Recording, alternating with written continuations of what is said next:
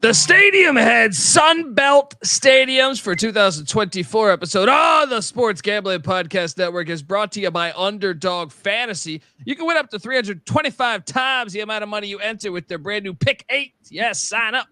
And when you do, sign up with the promo code TCESGPN to claim your special pick, plus first time deposit offer up to $250 in bonus cash. UnderdogFantasy.com, promo code TCESGPN. We're also brought to you by Rhythm. Get the best data-driven props and picks from Rhythm. That's RITHMM. Claim your free 7-day trial period today by going to sportsgamblingpodcast.com/rhythm. Once again, that is sportsgamblingpodcast.com/rhythm. Hey, this is Eric Metcalf. You're listening to SGPN. Let it ride. Have something new coming. Okay, that can be done in any case. Education. More education and more informed people. That's the way it is everything. The young ones, they ask me advice, and I always tell them, get as much knowledge as you can. Stadium Heads, man. The granddaddy of them all, the famed Rose Bowl, jammed with the color of over 100,000 fans for its 67th renewal. And the weather here today at Notre Dame Stadium, in a word, it is cold, but it is football weather. The temperature 37 degrees, humidity 79%. Forecast cloudy for light rain later on this afternoon.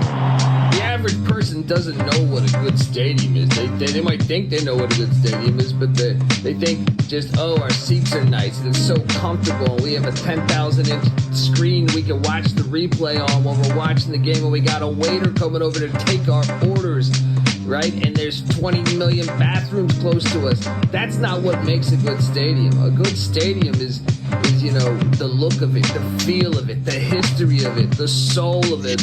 That's what makes a good stadium. That's what I mean when I said we're stadium heads. We are stadium heads. They get to run around. Now those people, they shouldn't even be there. That doesn't even count. If you can't get out in the elements, you shouldn't even go to the game. That's the worst thing. Those darn boxes up there and dome stadiums and stuff. We don't need that, right? Welcome to sunny El Paso, the 52nd Sun Bowl, and now this ancient facility is one of the great settings in all of college football. Neyland is now in its 87th year. That's what we are, though. We are stadium heads. Welcome to the Stadium Heads podcast. Sun Belt Stadiums. You know we love the Fun Belt. I'm excited to talk. I mean, I've been to a couple of these, and I love one of these. I could talk about one of these year round. YouTube.com. Hop on over there. You can watch the show. Highly recommend watching the show. My brother always reminds me each week, hey, you got to continue to tell the fans to watch the show. Watch it. Look, it's great if you listen to it too, but if you watch it, you're going to see some of Michael's great photos, and just you're going to get an overall feel, I think, for each college football stadium and what makes them so great. Folks, if you're wondering who the hell you're listening to, that's fair. My name is Colby Swinging Database Dan, aka Pick Dundee. That's not a pick. This is a pick. He was raised in the land down under, where a man thinks on his feet, speaks with his fists, and lives by his wits. When Dundee happened, he was a superstar. Nobody knows nothing. Somebody knows. Double the price, but no one touches Dundee. I can't wait to talk about these stadiums, all right? Double that price, all right? Double the price of the tickets. I'm still going to the game down there. Sunbelt action. Whatever the Sunbelt did in the past 20 years, because I once went to a Sunbelt game at Johnny Red Floyd Stadium in Murfreesboro, Tennessee, when the Idaho Vandals were playing Middle Tennessee. No disrespect to those schools, but it made no sense. All right, it made no sense. So I'm glad the Sun Belt is all of a sudden taking this new direction, and new teams came in, teams left, and I love the Sun Belt now. I am joined by my co-host. He is known to the universe as the most interesting man in college football, and there's also just this. And I wanted to shout out Michael Barker. You can follow him on Twitter at CFB Campus Tour. This is his 84th college football game of the 2023 season. He said he's going to end at 90 college football games he's attended this year with the college football national title in Houston. And so, again, he's out there with everybody. He's like wet US weather. Postal Service. Rain, sleet, snow, it doesn't. Just like the U.S. Postal Service, I give you Michael Barker, a.k.a. College Football Campus Tour. How are you, brother? Man, I'm great. I love the Sun Belt like you, and seeing that video, I'm juiced. I'm ready to get out there in the elements. September is not going to be the rain. It's going to be 100 degrees, but I'm ready for college football. We got some great Sun Belt stadiums, and you're reminding me of some trips in 2017. I went to Idaho at Troy, and then I went to the last FBS game for Idaho at the Sun Belt, or at the Kibby Dome, which was also against Coastal Carolina, and they got their first FBS road win at the Kibby Dome. So we've come a long way, and some of the decisions that have been made, Commissioner Gill made some great additions over the last couple of years, and it's honestly a blueprint for G5 conference football. Yeah, and what I love about this is, in a way, like, so growing up watching FCS football, it was hard to get eyes on it.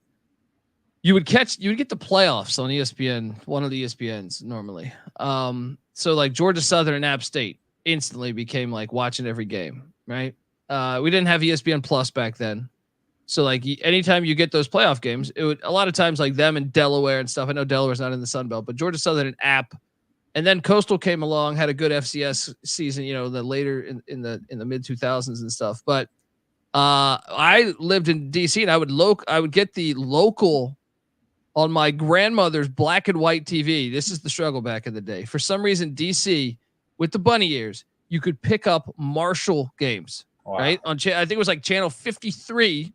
So we would watch Marshall. There we go. There's the herd. YouTube.com/@StadiumHeadsSGPN. Michael decked out in an awesome Marshall Thundering Herd t-shirt. But yeah. And like that was back when they had like Troy Brown, the Patriots wide receiver and stuff. So like, then to see everything come full forward, like I had already been like a Southern Miss fan, I always appreciated their program. Troy was another one you could catch on ESPN in the FCS playoffs. So to see all those come into the Sun Belt, I think in one conference, like Marshall should be rivals with, I know they were kind of rivals with App State back in the day, but not when I was really watching, a little bit in the playoffs, but like, so I love what they're doing. James Madison coming in there now.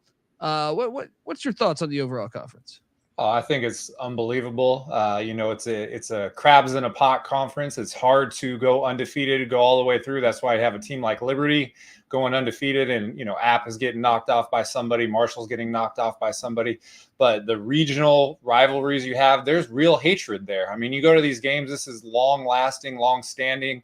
I know a lot of people didn't like how Coastal rose up so quickly. They felt like they skipped steps. And, there was the Louisiana Coastal 2020 SBC championship game that got canceled one day before. And so that caused a lot of problems. But you love venom, you love viciousness, and you love it when people are really passionate about their team. And, the AAC, they went for markets. They went for teams that, Charlotte and some other schools, while the Sun Belt added 4 great football powers of, either G5 or FCS, and really solidify their conference. Yeah. I'll be honest, as an ECU fan, I think I know the money's better in the AAC, but I think I'd rather be in the Sun Belt. Well, when they talk about expansion, they say, who would you want? And I mean, I think Liberty and ECU are 2 prime targets. I went to the 2020 Cure Bowl, and it was Coastal undefeated versus Liberty. And they only allowed fans on one side of the field because of COVID. And that was the most heated stands that I ever been in. The Liberty blocked a field goal to win the game, and they just ran right over to the Coastal bench and waved bye to them. And as soon as I saw that, I was like, we got to get them in the Sun Belt. So, this is what you want. You want these little regional hatred, long-standing rivalries. Yeah, and I mean, let me read an ad first, but I want to touch on that for a second. But folks, I want to tell you that you are listening to the Stadium Heads podcast, part of the Sports Gambling Podcast Network. Make sure to check out the Sports Gambling Podcast as they've started their top 10 fantasy football preview series. The quarterbacks and the tight end episodes are already live. Go check them out. It's never too early for the National Football League. That's my Chris Berman impersonation there. But yes, terrible impersonation. But I find it hilarious that they don't want Liberty in there because they're like, oh, they're a religious school. And I'm like, you're called the Sun Belt. It's like a play on the Bible Belt, right? Like, it's complicated. I mean, BYU was out of a conference for a long time, and now they're in the Big 12. So, Liberty, it looks like they're going to dominate Conference USA. I know their stadium, we'll talk about Conference USA probably here in the next week or two. Their stadium is expandable to, something like 60,000 seats. They have big ideas. And I think that if they go on a 2 or 3 year run like they did last year in Conference USA, they may want to get in the Sun Belt. And maybe if the Sun Belt wants to expand and, ECU has a 50,000 seat stadium, which is one of the biggest in G5, and you put Liberty in there in the same way that they added the 4 teams 2 years ago, those 2 programs could, put a bow on the whole thing. So you don't know, but yeah, I hope that they're just not all the way against Liberty. Yeah, me too. And yeah, ECU already has a built-in rivalry with Marshall and Southern Miss and App State, so it fits. But the problem is, I don't know if ECU would make that move without more money. And right now, the AAC makes more money, so I don't know. But look, dude, it's been a busy week for you. True. I saw you got up super early in the morning to do a little guest appearance on old WGN Chicago News. Without no further ado, here is that. I'm going to fast forward a tiny bit because I don't want us to get sued by Bob Marley, but let's go. Good call. I appreciate it. Absolutely. We appreciate you joining us. So how did this get started here? Were you just at a stadium one day and think, this is ridiculous, I want to show the world, and you kept going? So I actually went to a game at Washington State in 2018, and I bought a ticket that was at a discount. And when I got there, there was a giant light pole in my way. And since then, I've been going to games and during my course of exploring the stadium, looking for these bad seats and trying to warn people on social media. I want to talk about Wrigley Field because I think a lot of people who've been to Wrigley are aware of this, that they have these big steel poles where they call it like partially obstructed view, but in reality, it's full on obstructed view. Yes. And, these older stadiums, that's how they put the support beams in there to support the stands. But some stadiums don't advertise there's an obstructed view. Wrigley does. I assign a percentage 0 to 100 as far as the visibility of the field that you can see. And when you get up right against that support beam at Wrigley Field, that would be 0% visibility. So you focused on college football stadiums, correct? Mostly. Okay, let's go through some of them here. Let's say what we're looking at right here. Is this University of Arizona? Oh, that's still yes, Wrigley that's Field. University of Arizona. That's the Barstool Sports Bowl, and you only can see about 3% of the field, maybe the corner of the end zone right there. Oh, man. What's the atmosphere like in those seats? Is everybody really hyped up because you got to kind of make your own party, or is it people thinking like, wow, these seats are really pretty terrible, I should have stayed home? Well, it's a combination. You have the band right there, so you can take in the full experience and listen, but not ideal if you're trying to track the whole game. Yeah. All right, let's take another one here at Western Michigan. Western Michigan. So we call this the makeout seat or the sit by yourself seat. There's a brick wall right there, and it's a 2-seat bleacher. It is a general admission ticket, but you can see right there, you only can see down the sideline very little. Great. USC, what's that stadium look like? So USC, they put a press box in there 2 years ago, and they took out 15,000 seats, but they left the seats next to the press box. And again, you only can see the very corner of the end zone. You get to see the nice parts of the Coliseum. It's an old classic stadium, but you don't get to see any of the field. Mike, how did you get to 90 games in one season? There's only so many college football weekends in a year. Yeah, so they play a lot of Tuesday, Wednesday night games up in the Midwest near you guys. They call it MACtion with the MAC conference. And so you can do 6 games per week, Tuesday, Wednesday, Thursday, Friday, and then 2 on Saturday, and a noon game and a 7 game. So 6 in a week times 4, that's 24 a month. There's 3 months, so 24 times 3, 72. You add on the bowl games and the playoff games.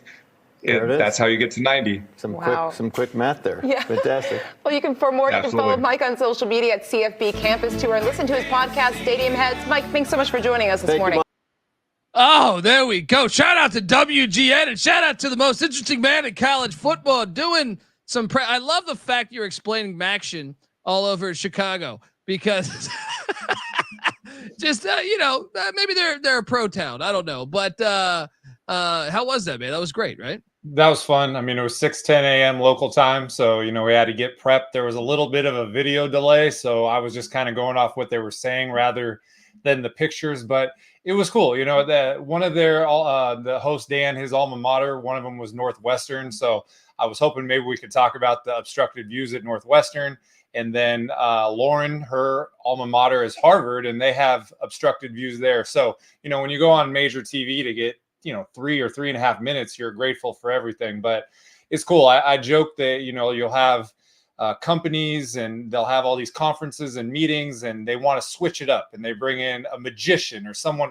I'm like that change-up guy on a show. So the hosts seemed to enjoy it. They were laughing and, it was fun to be able to, talk about what I do and also mix in the obstructed views because it's a little bit of a phenomenon. Even a couple of days ago, there was a Europe soccer game and a guy posed in an obstructed view seat just like me. So it's crazy to see how it goes, but I'm very appreciative to get a chance to talk on a national channel like WGN.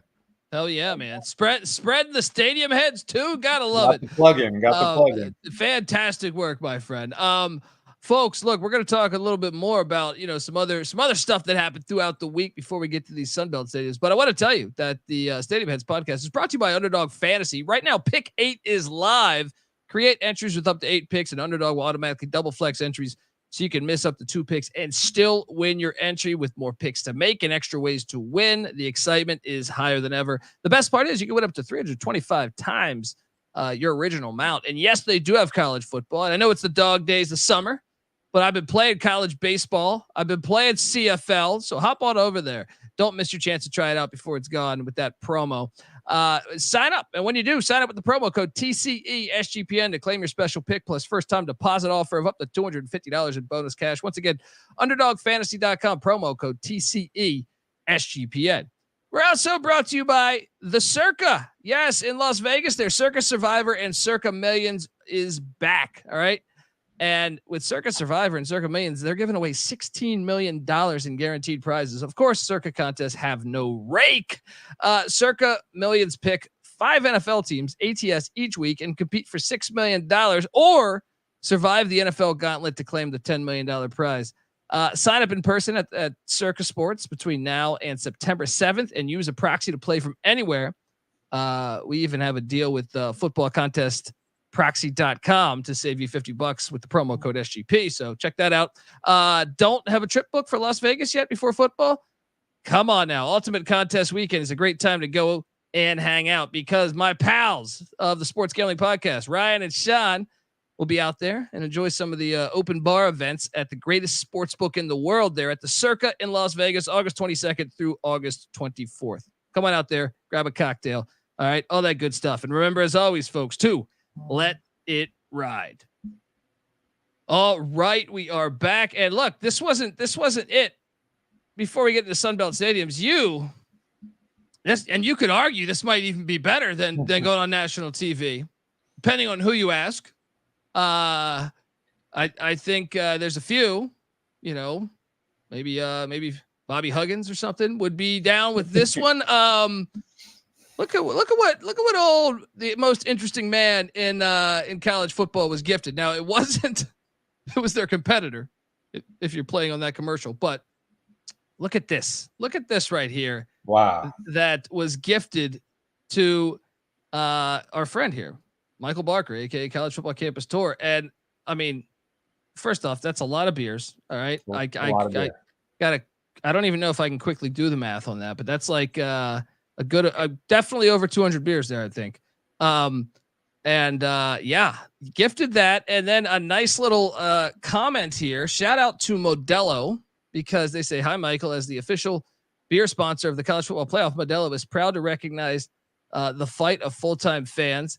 Those who take pride in tradition, put their passion on full display and show up week in and week out, regardless of the conditions or the outcome. Thank you for throwing that in there. They know real football. Attending 90 college football games in a single season is no small feat, especially when combined with hashtag obstructed view alerts from each stadium.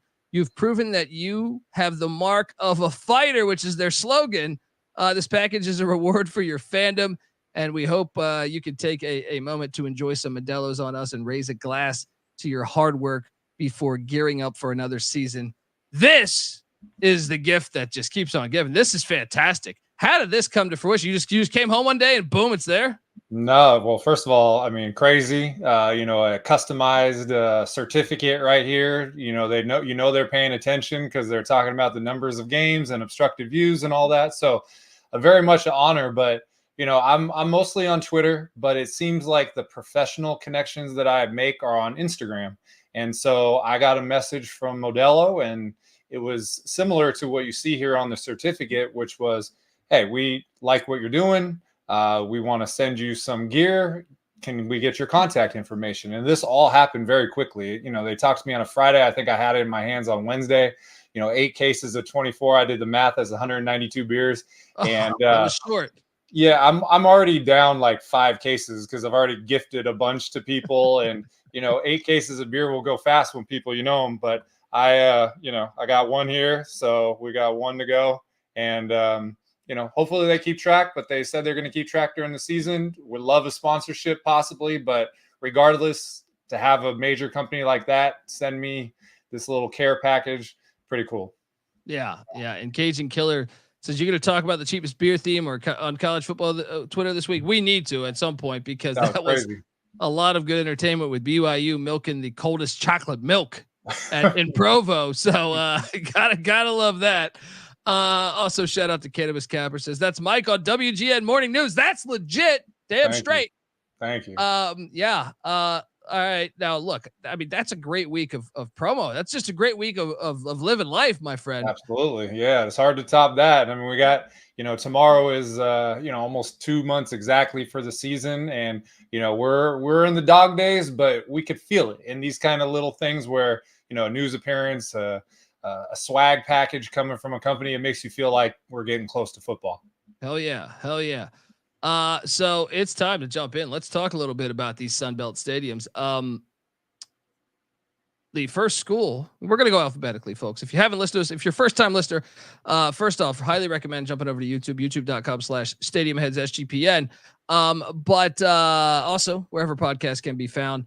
The last time you visited these stadiums, before I jump into Appalachian State, I'm just going to rattle off the pecking order of alphabetically of the last time you visited each stadium, because Michael's been to every single FBS stadium, in case you're wondering, and majority of the FCS, I feel like by now. So Appalachian State, the last time he was there was last season as Coastal Carolina took on App State. Great rivalry game. The beach against the mountains. You were in Jonesboro, Arkansas. Check out Arkansas State in 2001 as Georgia State came in there. You were in Conway, South Carolina at Brooks Stadium, Coastal Carolina's home, as once again you caught the rivalry game. App State came to Coastal. I believe my brother was at that game too, and we didn't know that, but he said he saw you, and then next time you guys got to get up and have a beer.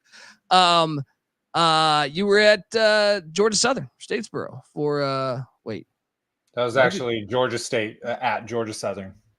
Oh, I messed that up. My bad. That's all right. And yes, you were in Statesboro for that. And what year were you there for that? That was last year. Okay. You were in Atlanta at Center Park Stadium for Georgia State as Coastal Carolina came to Atlanta. And then you were in Harrisonburg, Virginia for JMU taking on Old Dominion. Gotta love that. That's an old school rivalry. You were in Cajun Field there, perhaps with Cajun Killer 94 as Georgia Southern came into town in 2022. You were at the Joan in Huntington, West Virginia as JMU came in to take on Marshall. Who won that game? JMU. Okay, because I know Marshall got in one of the years that they jumped up, but then you were down there at SB Ballard Stadium there in Norfolk, Virginia as Old Dominion hosted Western Kentucky. That was when they were in the CUSA, I believe. And then you were in Mobile, Alabama. Check it out, South Alabama, Troy. That is a rivalry as well. You were at the Rock. I know that's a conversation to have, but check it out. Southern Miss in Hattiesburg as the Raging Cajuns of Louisiana came in 2022.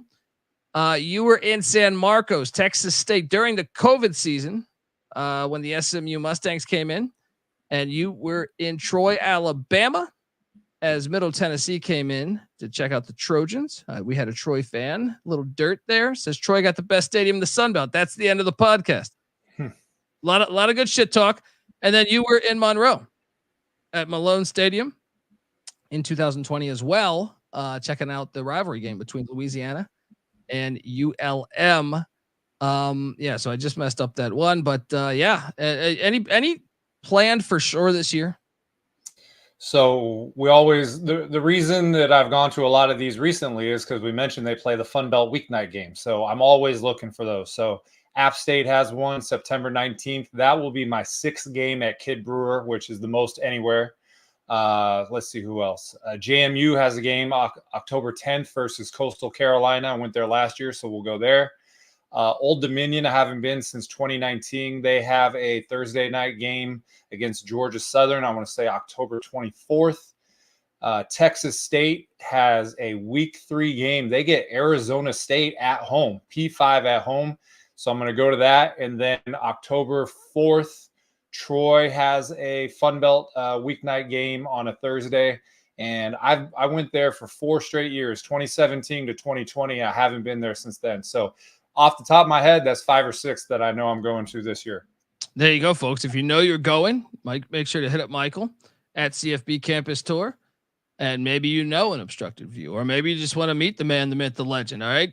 Maybe you just want to share a beer. You know what I mean? Like go get buy him a beer, something like that. Hit him up though at CFB Campus Tour because he's coming to your town. Let's jump into this because, man, we're starting with a banger. Daquan, shout out to Daquan, longtime listener. Kid Brewer Stadium's the best stadium in the Sun Belt. Mic drop. I got married about 5 minutes from here. Wow. A place called Beach Mountain. Boone is awesome.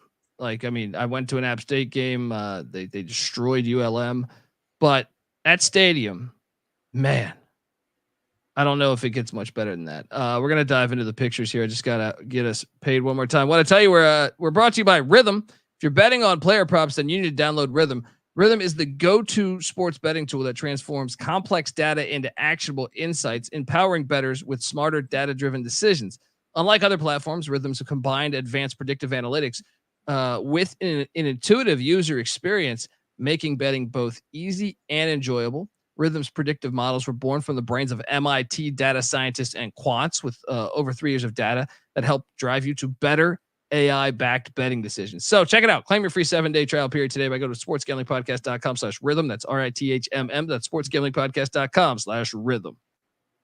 All right. We are back talking Sun Belt stadiums, Kid Brewer Stadium, and just starting off with, hate to say this, but I'm just going to go, I think it's a top 10 stadium to me, out of all of them, out of all conferences. So Boone, North Carolina, 62 years old is Kid Brewer Stadium, seats 30,000.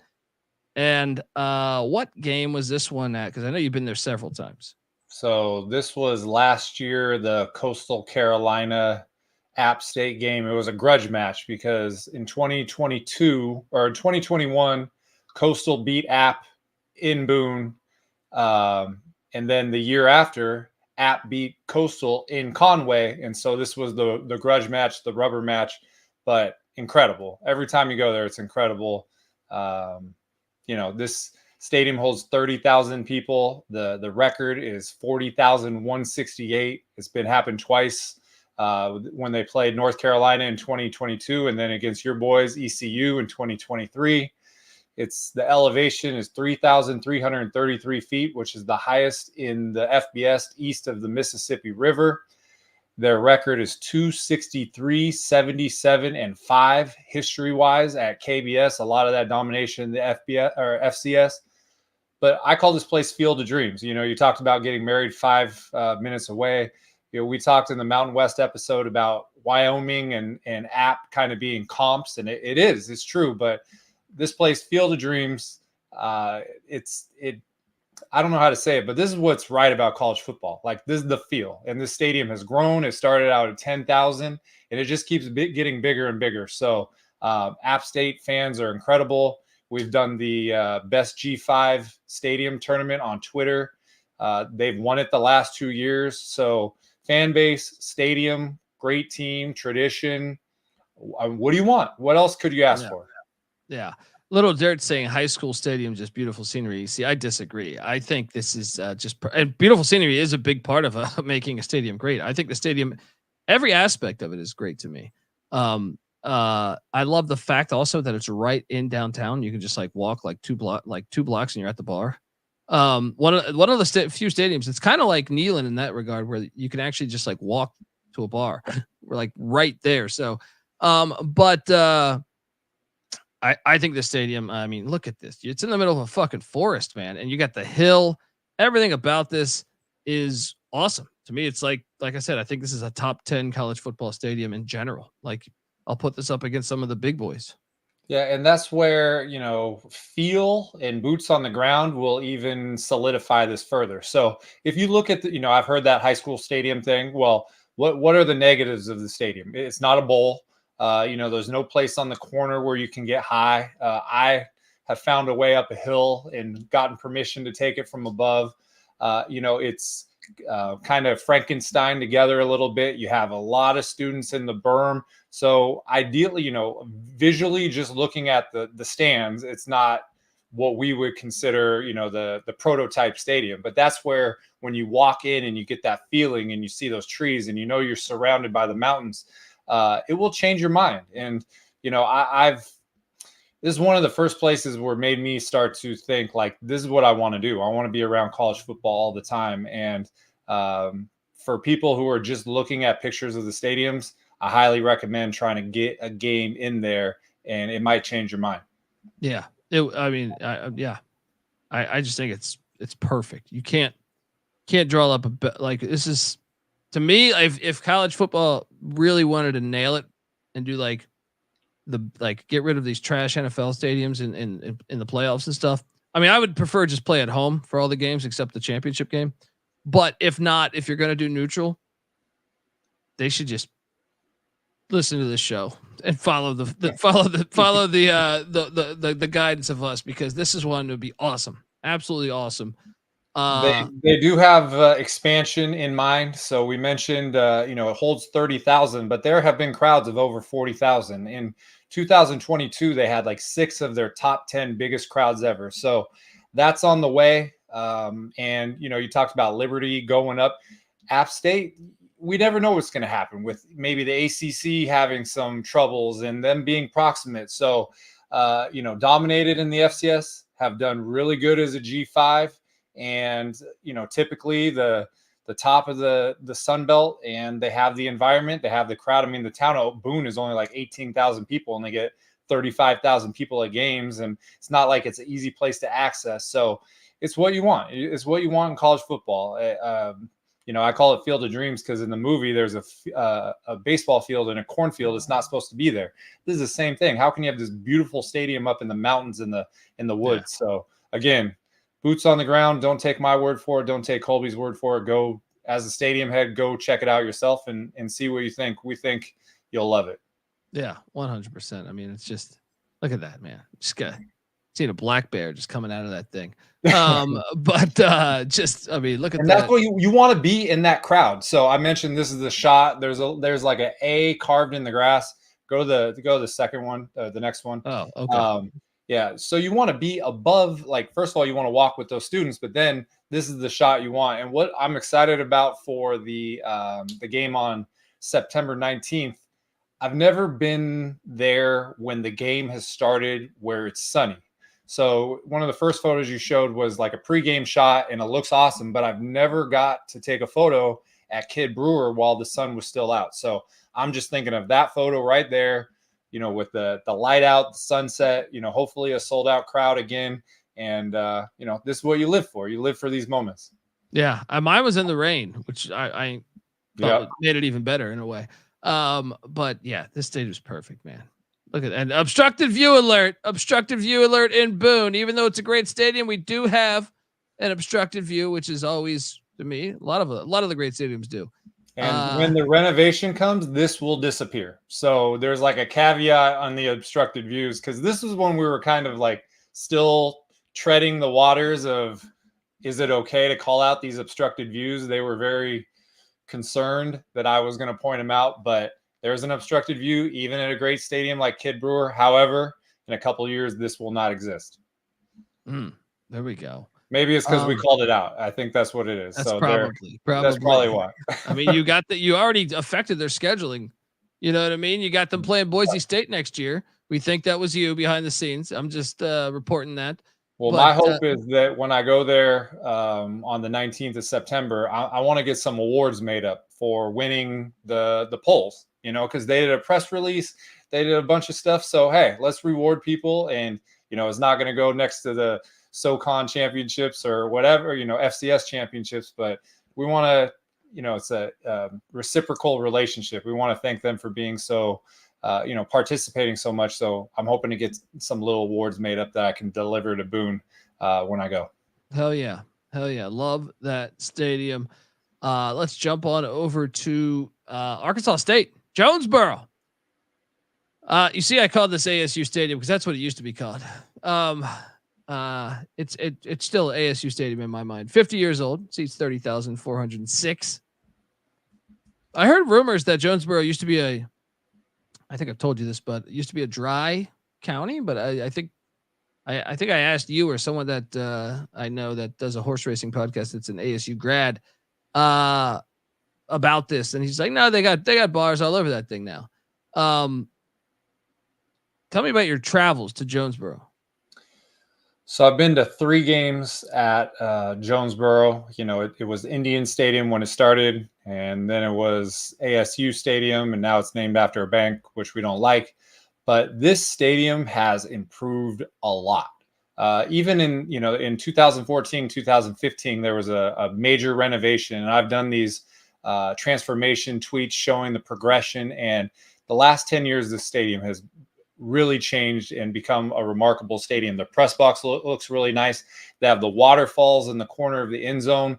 One of the bleachers, or the end zone bleachers right there, they've turned into, it's almost like a bar. You stand and you can get drinks delivered there. And to the right, there's that little covered area, and you can go get drinks and have them delivered there. So there's Sports Clips has used this stadium. The profile of this stadium has grown a lot, and I've been to a couple games there. You put up the scoreboard from a high scoring game. It was 59-52. They beat Georgia State. So 111 points. That's the definition of Fun Belt. But yeah, it's a fun place to go. They haven't got a Fun Belt weeknight game for the last couple of years, which is disappointing. But all these photos are pretty much from 2021. Yeah, and they were terrible that year, I believe, if memory serves me correct, right? I think they were terrible. I think it was probably the year before Butch Jones, if I can remember. So probably. Okay. But 59-52, I mean, I'll go watch 2 0-10 teams put up 111 points. I don't care. That's some lightning. I was like, is that basketball? Yeah. But yeah, I mean, look, I like the waterfall angle. All right. One college football team should do it. The Royals do it in baseball. I like it. And same with the Angels. But yeah, I mean it. And if you have excess seats, you accentuate your stadium, So what we have a trend of going in college football right now is remove quantity and put in more premium seating and then charge more. Well, if you're going to do that in a smaller stadium, then it's not going to work out. But this place, they could still fill it out. They could still pack it with the reasonably priced tickets, and then they can do things like waterfall and private area suites or outdoor suites in the end zone. So I like what they've done. And again, I recommend anybody go look at the stadium photos from like 2012, 2013. It looks like night and day what they've done. Yeah. And they were never allowed. They actually had like legislation that said they could never play Arkansas. That ended. And next year they're going to play Arkansas for the first time. And I think it might be a home and home, or maybe a 2-for-1. Maybe it's they might be playing at War Memorial, I think. Oh, that would be awesome. That would be awesome. They're playing there. Yeah. Glad to see that game on the schedule, because come on, college football is about regionality. You should be playing little brother. That's part of the fun. Let's jump over to Conway, South Carolina. Brooks Stadium. 21 years old. Obviously, the teal turf. They took it a page out of Boise State, and I think they snuck it in because I thought they changed the rule of Boise State's turf at one point. Cajun Killer already getting in there talking his trash about this one, but you're gonna get down to Myrtle Beach. You know what I mean? Conway, South Carolina is like on the outskirts of Myrtle Beach, eastbound and down style. Go get your Kenny Powers on. But this was the game you were at with my brother, I believe, because this was like a top 25 matchup, if memory serves me correct, right? Yeah, and it was a sellout. You know, you can see the yellow shirts right in the foreground of the photo. App fans came and traveled, and again, the year before, Coastal beat them in Boone, and so this was we're going to travel and revenge game. And I think at the time it was the biggest crowd they ever had in Conway. Yeah, I mean this, and I believe they stormed the field, right? They did. So it happened on both opposite years. It did, and what's really cool about this stadium is, first of all, it started out with 6,000 seats. Now it's up to 21. Obviously, it had grass until 2014. They put the teal turf in 2015. I got a trivia question for you. Do you know who the Brooks is behind the name Brooks Stadium? I feel like I do know this, but I feel like you might have told me last year on the preview, but. Well, you might have been in a few of his establishments. Let's say that. Oh no, I do know. It's dude, this is even funnier. It's the guy who created Hooters. Founder of Hooters, Robert Brooks. So it's technically named after his children, but they used the Brooks. But that's a little factoid right there for Myrtle Beach. But I mean, that's perfect, by the way. It's perfect. It's perfect. Ball at the beach when they played BYU in the COVID year, it was the Mormons versus the Mullets. And so, but I will tell you that 2019, I went to a game at Coastal, and I think they were losing to Louisiana. I want to say it was like 56-0. And they scored a touchdown at the end and make it 56-7.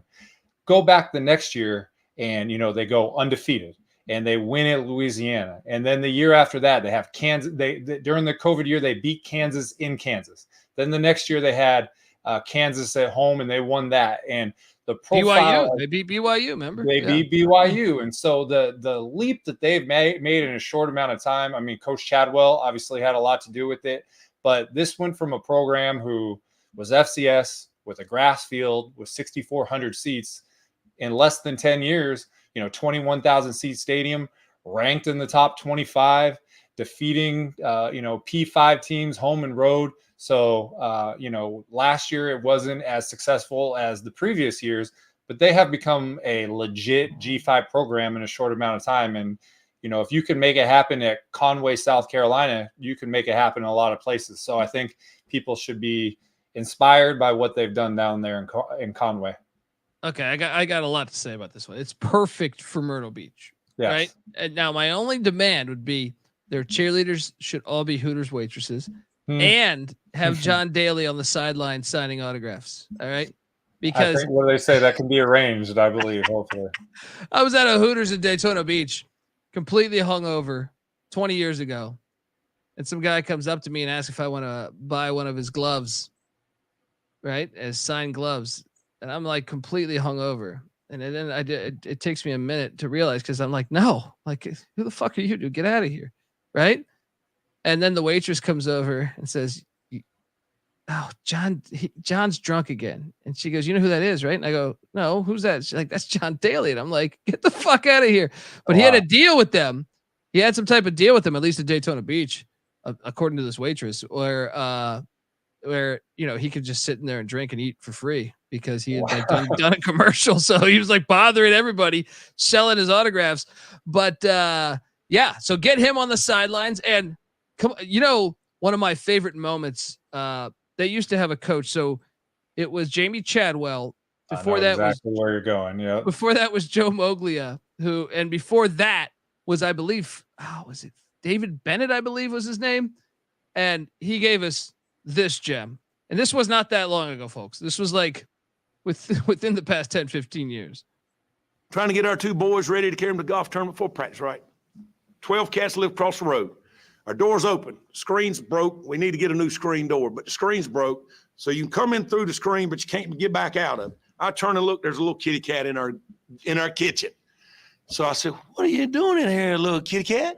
By that time, the cat turns, tries to get back out. That screen won't go that way.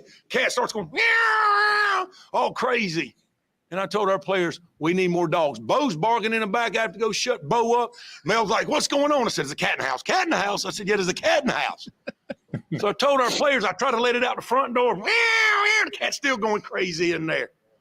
And I told our players, you need to be more like a dog.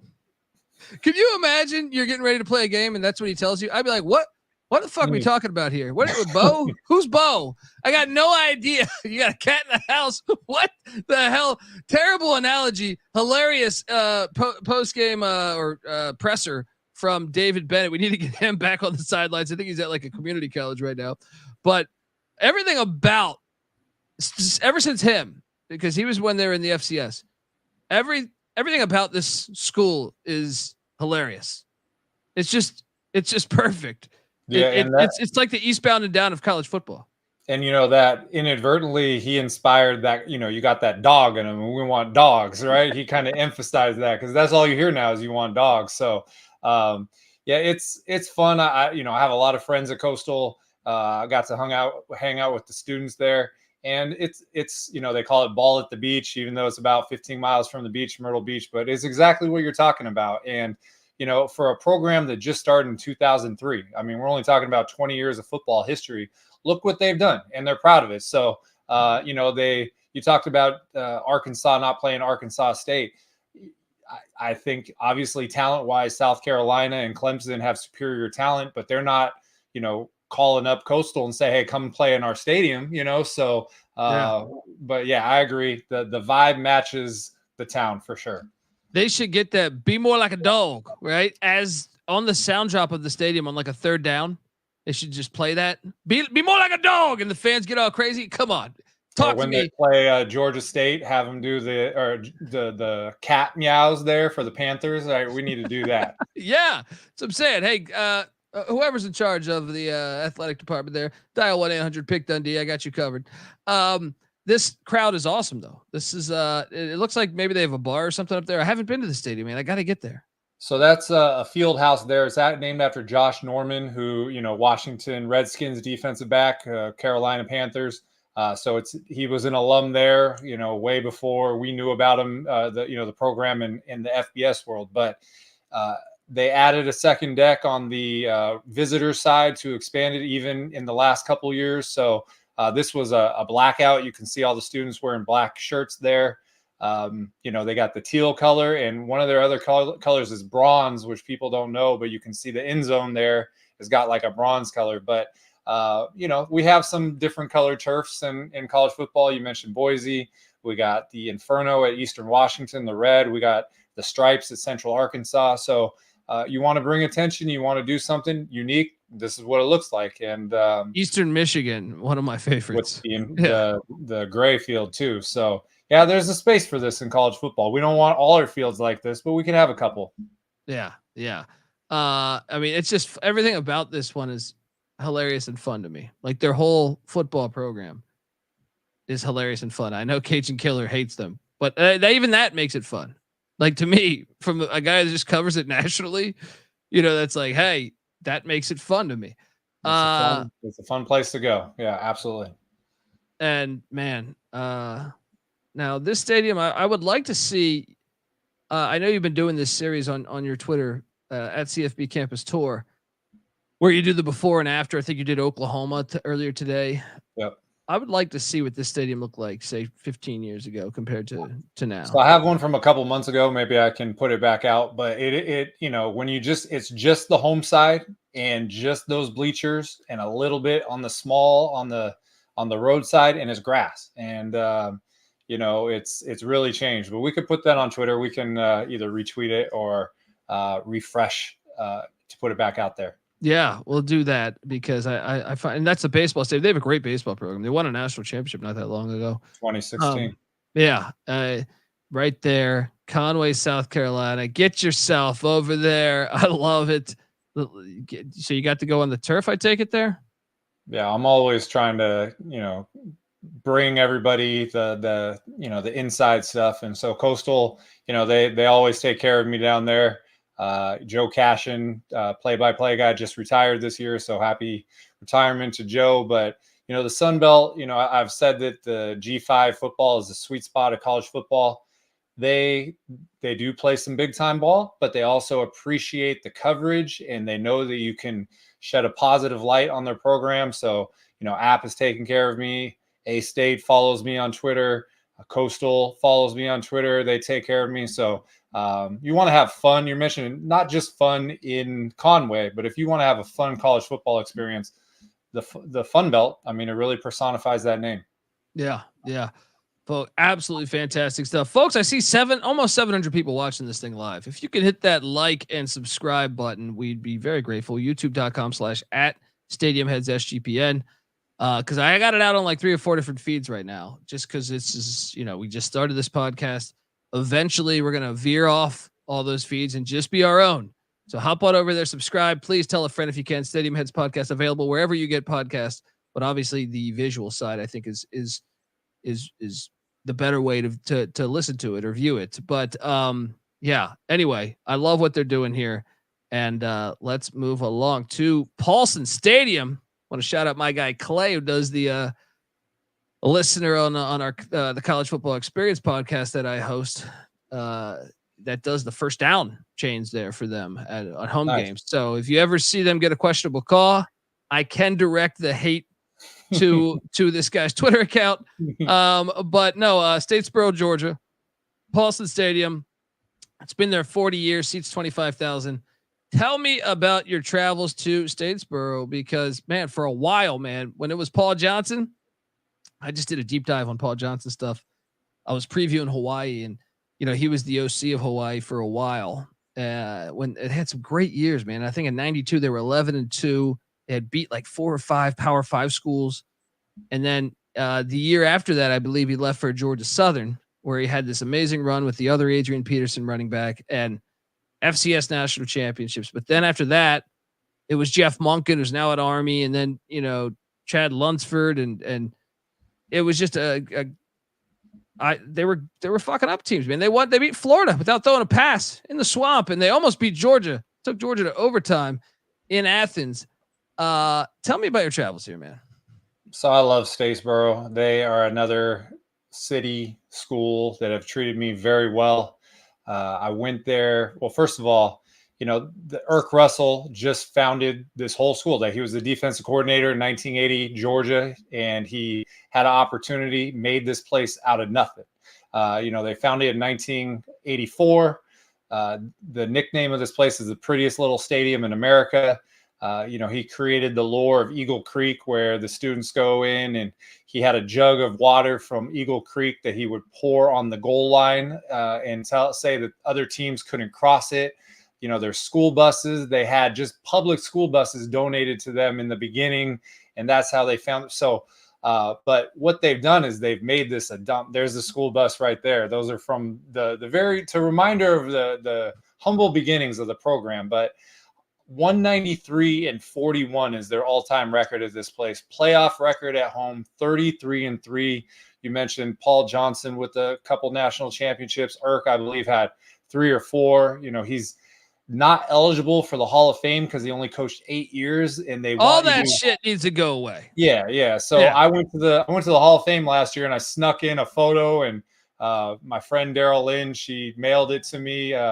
And so I went in there and I took a photo, and I said, this, in the Hall of Fame, I said, this guy needs to be in the Hall of Fame. But that being said, I went there last year. They played Georgia State. That's a hated rivalry. It's Southern, not State, and all that. And they had a great crowd, and they had a huge victory that night. And all these photos are from that game. Well, they have a big history too with Appalachian State. I think they call that one Deeper Than Hate. Oh yeah. Because they were rivals back in the SoCon. But I love the school bus thing. It makes me think like Adrian Peterson or Tracy Ham, their old quarterback back in the 80s.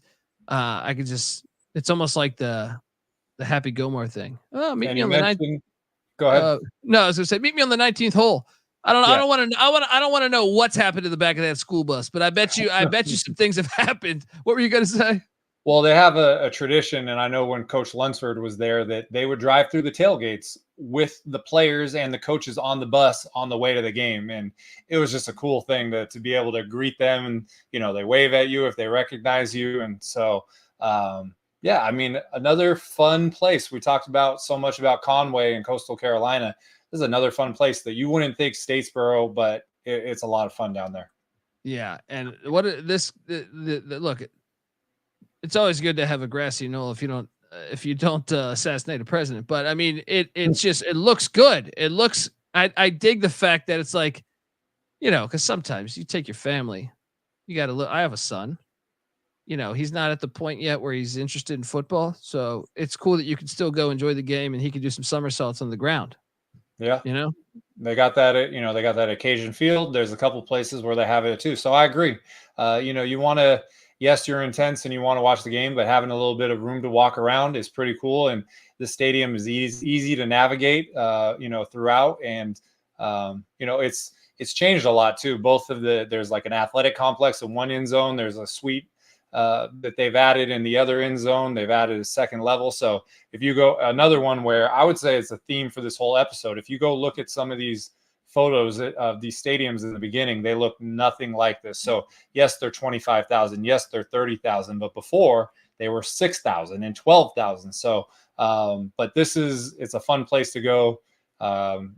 Great winning tradition, great fans. And there was a photo that you had, which was the new outdoor right there. So they got this new practice facility there. And there are little suites that people can buy in pregame before the game, right inside the practice arena. They host recruits there, and it's right across like 50 feet from the stadium. So another addition for a G5 program trying to, raise their profile.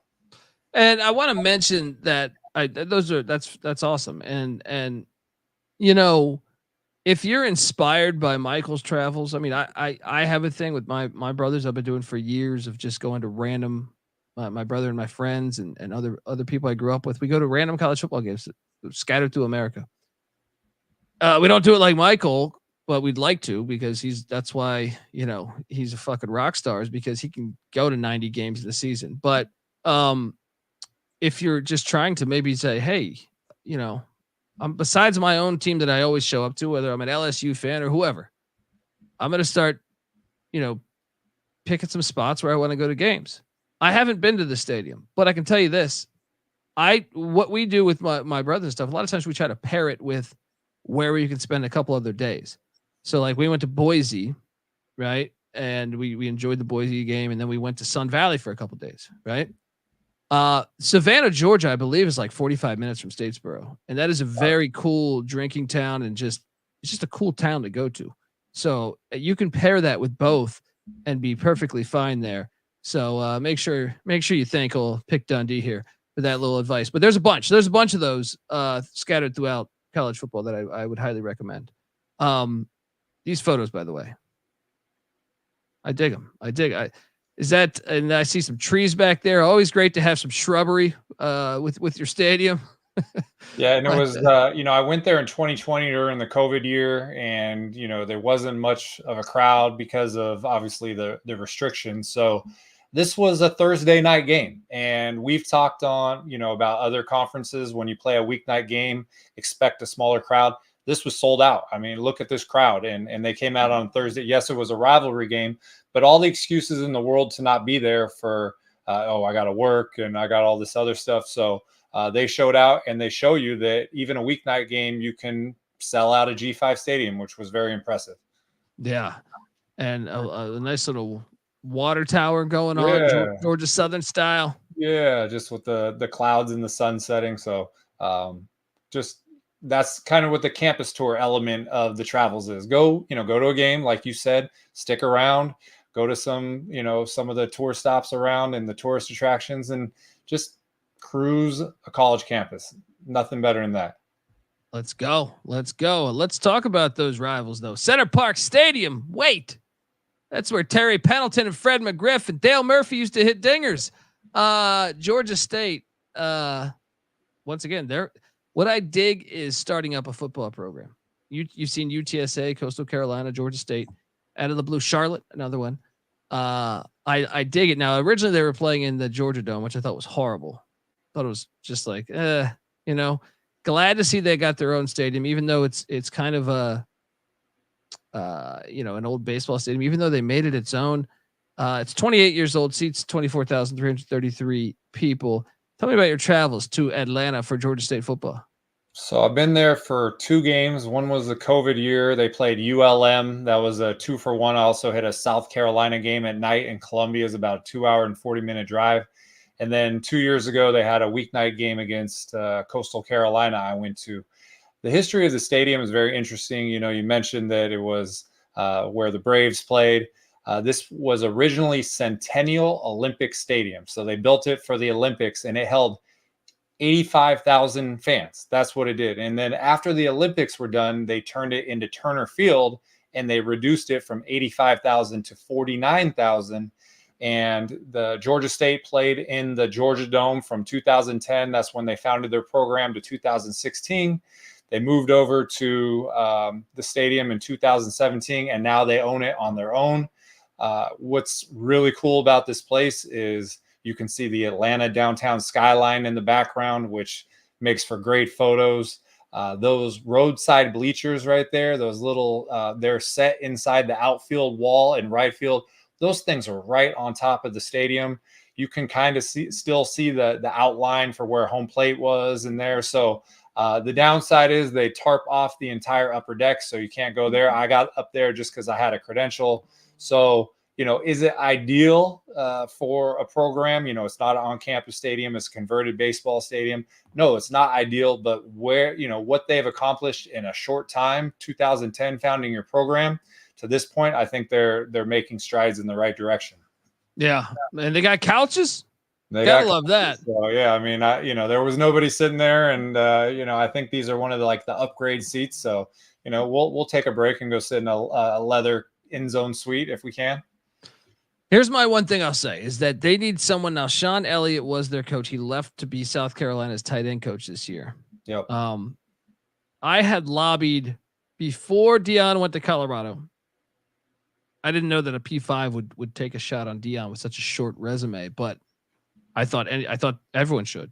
Personally, I thought, maybe not Alabama or something, but I thought a lot of schools should have took a shot on Deion Sanders. Georgia State was the one that I mentioned when I think he was done with year 1 or 2 at Jackson State. And I was like, Georgia State should go for him, man, because he's got the history in Atlanta.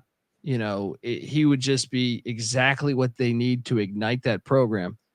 I still think, obviously, that's not going to happen, but I'm saying if someone can just ignite this, to me, if the city's big enough they would support it. It just has to be ignited.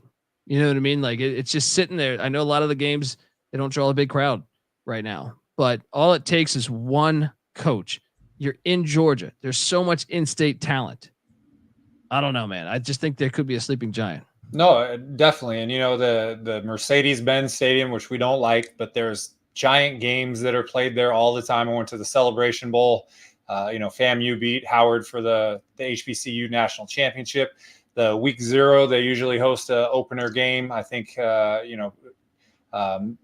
can't remember who's playing in the opener here, but they do host some big games, and Atlanta is football crazy. They're crazy. And so to be able to recruit in a major city like this and own your own ballpark, if you get the right personnel, players, coach, like you're talking about, they can make some giant leaps forward. I don't think that the possibility of a on-campus stadium or something closer, it's not completely far-fetched. But in the meantime, to build this thing up and make it a place that people don't want to play as far as an opponent, that's what someone could do with the right hire, like you're talking about. Yeah, right there in Atlanta, there's enough people that they would fill the thing. If all they need is a reason. It's like Miami before Schnellenberger came in. You know what I mean? It's like all they need is a reason. Ignite it. Find the right guy to ignite it. Yeah, and you can see the old baseball stadium effect. Yeah, here. That's home plate right there. That's what that would be right behind home plate, which is kind of cool to see that. Yeah, I dig it. And then what is this right here? I was wondering. That's Hank Aaron. So they got I think they preserved, the 714 statue. And they have that behind the outfield wall there. So we don't want to forget what, Willie Mays just passed away a couple of days ago. So if you got history in a place, even if it's not football, you still want to honor it. Yeah, 100%. And the fact that, this was an MLB stadium at once. So I like that history to it. Yep. Cajun Killer says, who does Atlanta better, Georgia State or Georgia Tech? It's Georgia Tech right now. But I mean, the potential's there. Like I said, State's program's only like 20 years. I think it's less than 20 years old. I think it's only like, yeah. So it could be stolen. Bobby Dodd is in Midtown, is more, located within the city there. So, but we are talking P5 or P4 versus G5. So, but they play each other in the opener, Georgia State at Georgia Tech. So we'll get a little measuring stick game right off the bat. Love it. Let's hop on over and talk about my my co-host on my College Football Experience podcast, Patty C's alma mater. He played at JMU, Bridgeforth Stadium, Harrisonburg, Virginia. I think Patty C will tell you they've come a long way, because when he played there in that 2001 or something, stadium did not look like what it looks like now. 39 years old, seats 24,877. They do have a good history. Charles Haley, Gary Clark, Scott Norwood. They've been good at football for quite a while. But tell me about your travels to Harrisonburg. So JMU is one of the teams that joined the Sun Belt in 2022. And man, talk about success immediately. They haven't been eligible for the championship game or bowls, and so that set them back. But what you're talking about with the stadium is in 2009, they did a big renovation. So that first photo you showed, if you can go back to that is the original home side right there. So there's a little press box there. Then in 2009, and go to the next photo, they did that whole west side, and they added, they added stands. It was a $62 million renovation, and a stadium that started out as 5,200 seats in 1975 is now up to 25,000. And the game I went to an FCS playoff game in the spring season 2021 versus North Dakota, sparse crowd, obviously. And so this is one that I wanted to get to. And so I did a 2-for-1 last year. It was William and Mary at noon, and then JMU at the night game. They played Old Dominion, and it was the record crowd. So that 26,239 holds 25,000. And this place was lit. I mean, great crowd, great game, great energy. And, if it wasn't for the rules that prohibited them from going to the conference championship game, they would have been there 2 years in a row. And so I made a lot of great connections with some JMU fans, and just to see their success in a short amount of time. Like, the FCS guy in me did not want them to go up, but look what they're doing at the FBS level is very impressive. And it's all sports too. Their basketball team made the NCAA tournament this year. They were great all year. They got waxed by Duke, but still they looked the part. And same with baseball. They had a good baseball year. Like, they're going all in on sports, and I think it's great for Virginia. They're only 2 hours from DC, and I grew up in Northern Virginia and DC and Maryland, and but majority of it in Northern Virginia. And with the Redskins and everything that happened there, it's a football town, but they're out. They're not on board with the Commanders. They're not on board. So I always said George Mason is one of the biggest unbelievable, George Mason has like a 40,000 people enrollment. Geez, I almost said endowment. Sorry.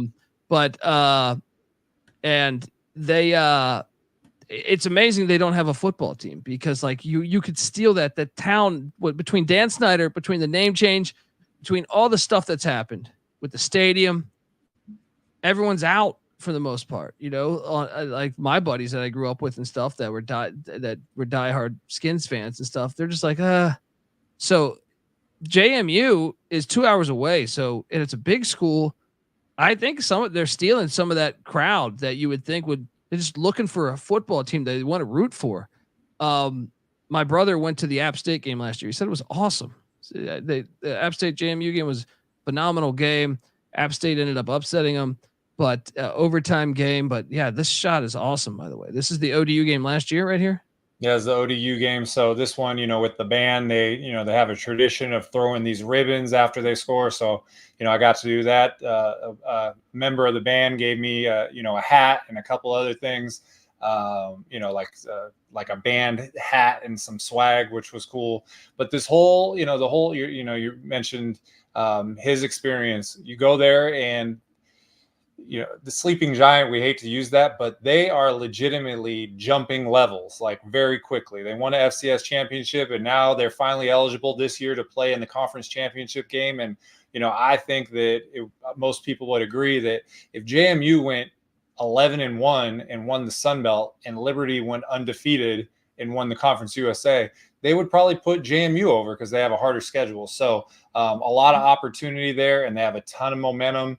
And, I'm excited to go back there if the schedule holds for October 10th, JMU versus Coastal. Hell yeah, man. I mean, look at what they've done to the stadium. It's beautiful. Absolutely beautiful. Cannabis Capper with a great Patty C joke there. Patty C had a problem with the position coach who gave, the head coach, I think, or position coach. I'm not sure. I forget which one. Gave him shit for eating a burrito in the middle of a game on the sidelines. So it's a classic story there about, and it eventually it inspired him to leave the team. Wow. A + B = C, but nothing like deciding to end your football career over a burrito on the sidelines. Man's got priorities. I mean, what can you say? And obstructed view alert. Let's go right here. So this one was hilarious because I had somebody on social media tell me that I made it up, like it didn't exist.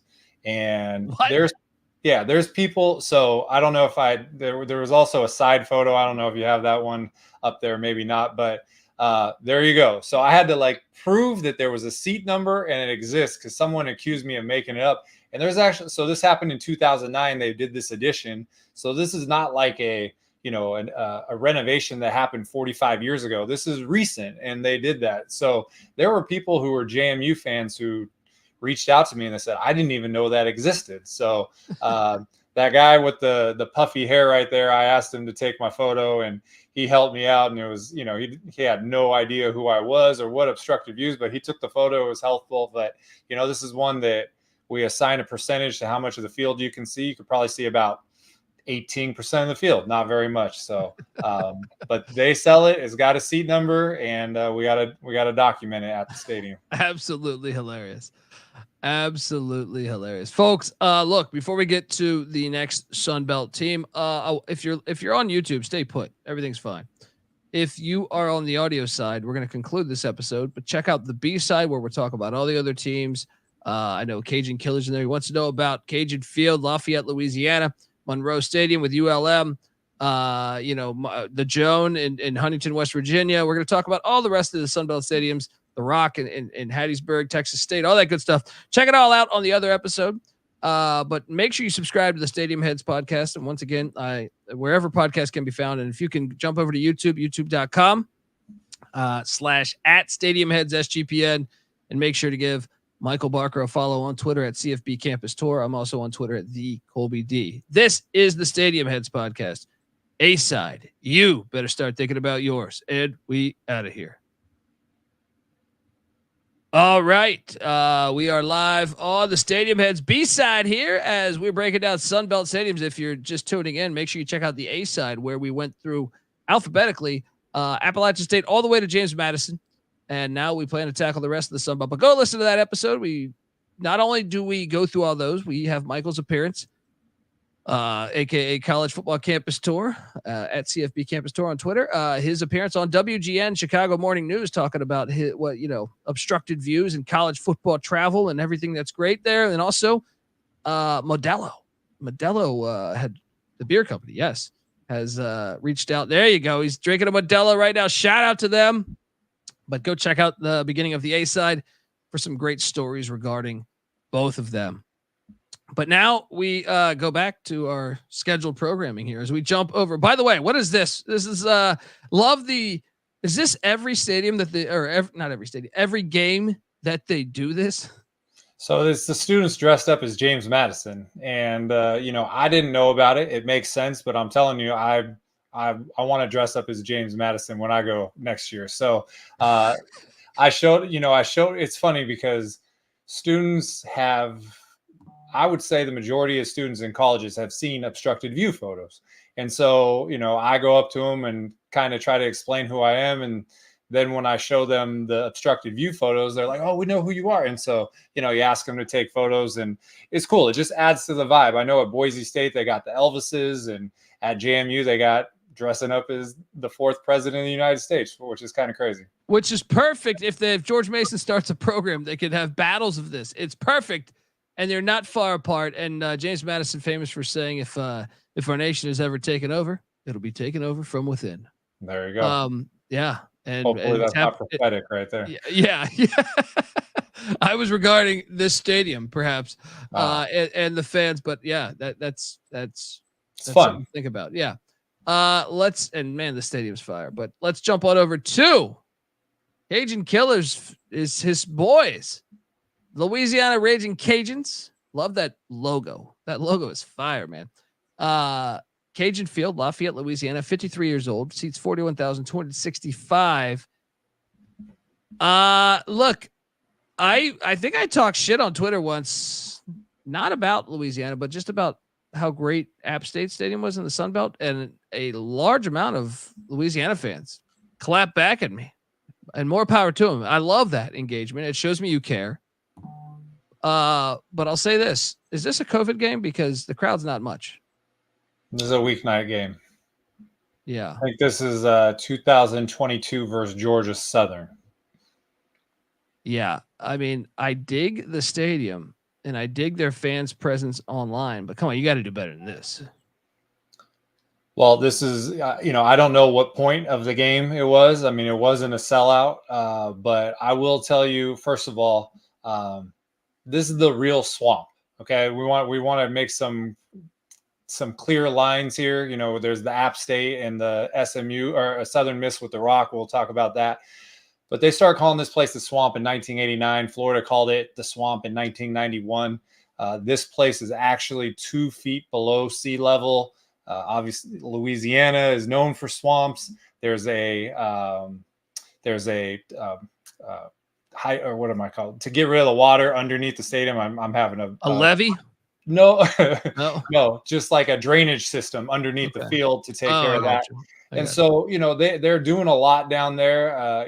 Their rise the last couple of years was, there you go, Cajun Killer. We're on the same page. That's what I want to clarify. So those couple of years with Billy Napier, they were doing incredible. And I personally think that if the playoff were in place before Billy Napier left for Florida, maybe, I mean, the money is crazy, but there's no path to the playoff. But now there is for the best G5, and Louisiana had it going for a while. So, and during those times, 2020, 2021, even 2022, had some big crowds down there in Lafayette.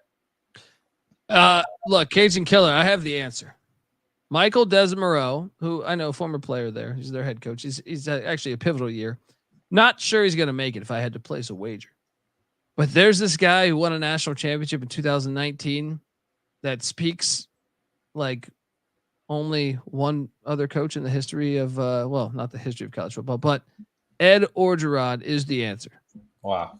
It's the answer. Come on. Like, it'd be perfect. I dig the stadium though, man. It's kind of like, it reminds me of, like, I don't know, like a little bit of, I don't know if this is accurate, but I was going to say like the Yale Bowl or something, like a little bit of it. Am I crazy? Well, it's 2-story. The end zone, you talked about Georgia Southern having the grass to sit on, that grass in the end zone there at Cajun Field right to your left.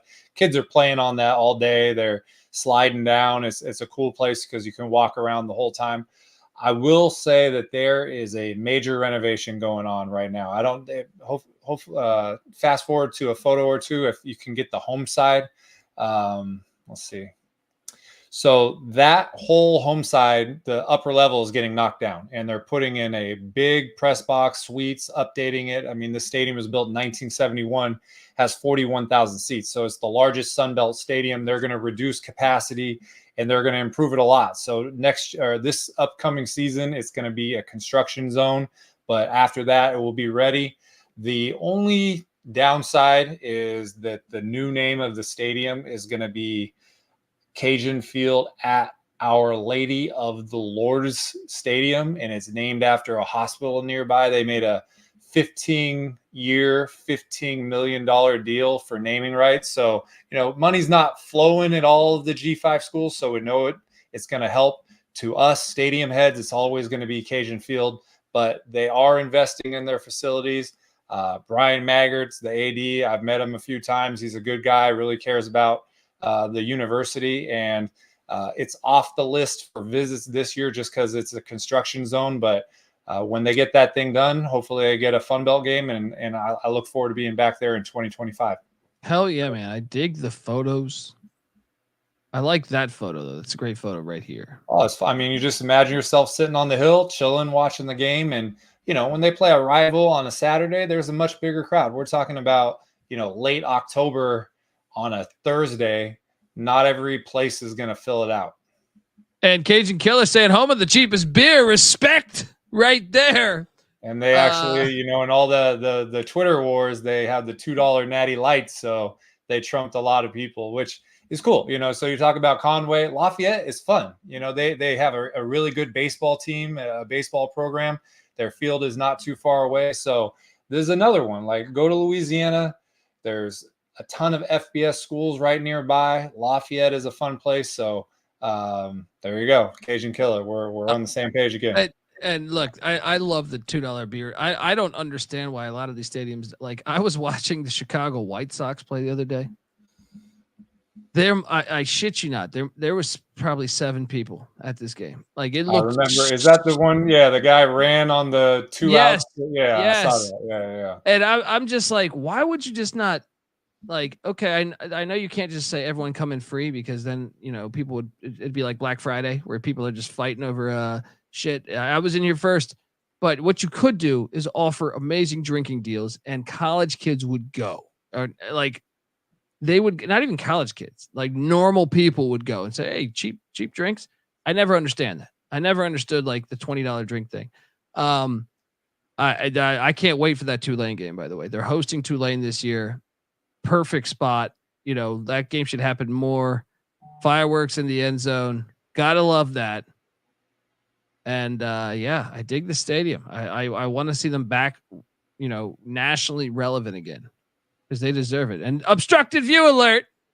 It won't be there anymore, so it's gone, which is good for them. But this one is pretty funny to have the whole suite and then the camera well in front of it.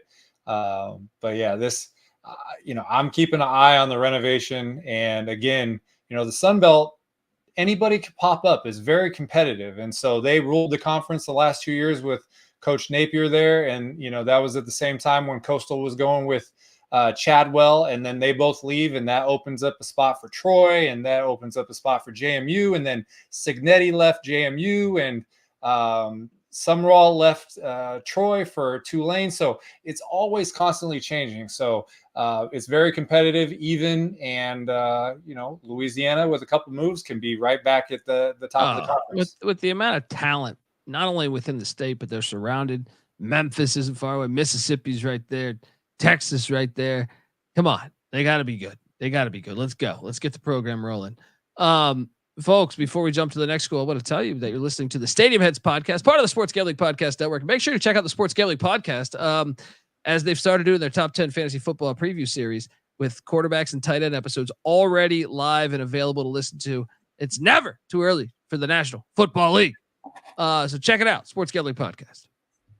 All right, we are back talking stadiums in the Sun Belt, and now we go to the Joan C. Edwards Stadium there, Huntington, West Virginia, 33 years old, seats 30,500.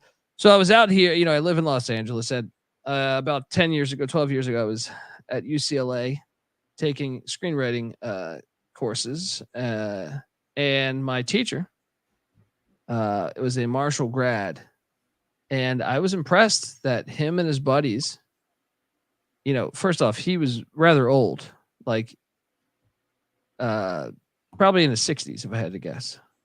maybe late 50s, early 60s back then. So definitely 60s now. Him and his buddies would still go back. They're all scattered around the U.S. for sometimes 2 games a season from Los Angeles to Huntington. Wow. I said, man, that's impressive. And he goes, yeah, we got a good team. We're going to support them. I've actually never been, but once again, I told you at the beginning of the Part A episode, like I would get their regional coverage somehow in DC. I don't even understand how, because it's like, that's not even that close. Like Towson was way closer. You know what I mean? Like, but for some reason we would get Channel 53 would get all the Marshall games. And so I watched, whether it was Troy Brown, whether it was Randy Moss, before the world found out about Randy Moss, I feel like, when he was just scorching the FCS. We were watching all of that, and I love this program. I want them to be really good. You know, even though they're rivals with East Carolina, who is my team, I enjoy Marshall being really good. Loved it when they won at Notre Dame. Tell me about your travels to Huntington. I've been to 4 games at the Joan. It's the only D1 stadium that is named after a woman. It was built in 1991, holds 30,000. And at one point, they got 41,000 in it versus West Virginia in 2010. Interesting, it hosted the FCS title game from 1992 to 96. And, you know, Marshall played in it at least once or twice. But we always talk about, oh, the FCS championship has to be in blank place because it has to be near a major city and amenities. Well, Huntington obviously is the exact opposite, and they played successful games there. But a lot of fun. I went to the this was last year versus JMU. It was a weeknight game, rained on and off. You can kind of see some ominous clouds, but it was a fun atmosphere to go there. I went to the 49th anniversary game of obviously the crash when they played ECU after that. So I didn't get to the 50, but I went to the 49, and it was a somber moment just to see they put every student and person that perished in the plane crash. They put their yearbook photo up on the screen, and they put all these white roses on campus. So really powerful. You can go to the crash site. So Huntington is West Virginia football, or Marshall football. That's what Huntington is. And so tour the campus, look at all the placards for the history. And then this is one of the best G5 environments that you have, and another great addition that Commissioner Gill added to the conference. Yeah. And look, Patty C saying that's beautiful. That's absolutely beautiful. Shout out to Patty C. Patty C. Yeah. Look, this is one where I'm hoping Patty C's a big Rich Rodriguez fan. And Charles Huff, he's been rumored for jobs, former Nick Saban assistant. He was the head coach. He is currently the head coach of Marshall, but they knocked off Notre Dame. He's been rumored for a lot of jobs. I think he interviewed at some.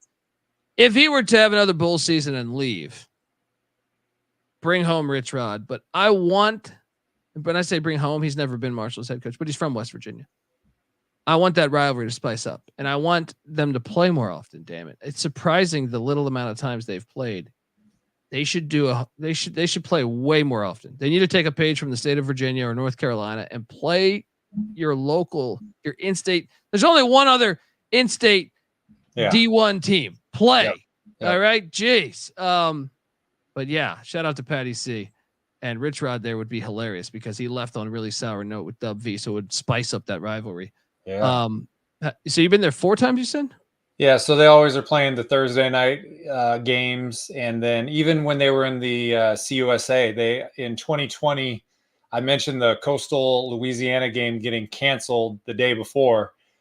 That day, I was in Huntington. I just watched UAB beat Marshall for the 2020 CUSA championship, and I'm sitting in the parking lot after the game, and it said canceled, and I had to figure out. So I called an audible, and I went to the SEC championship at the Mercedes stupid stadium in Atlanta.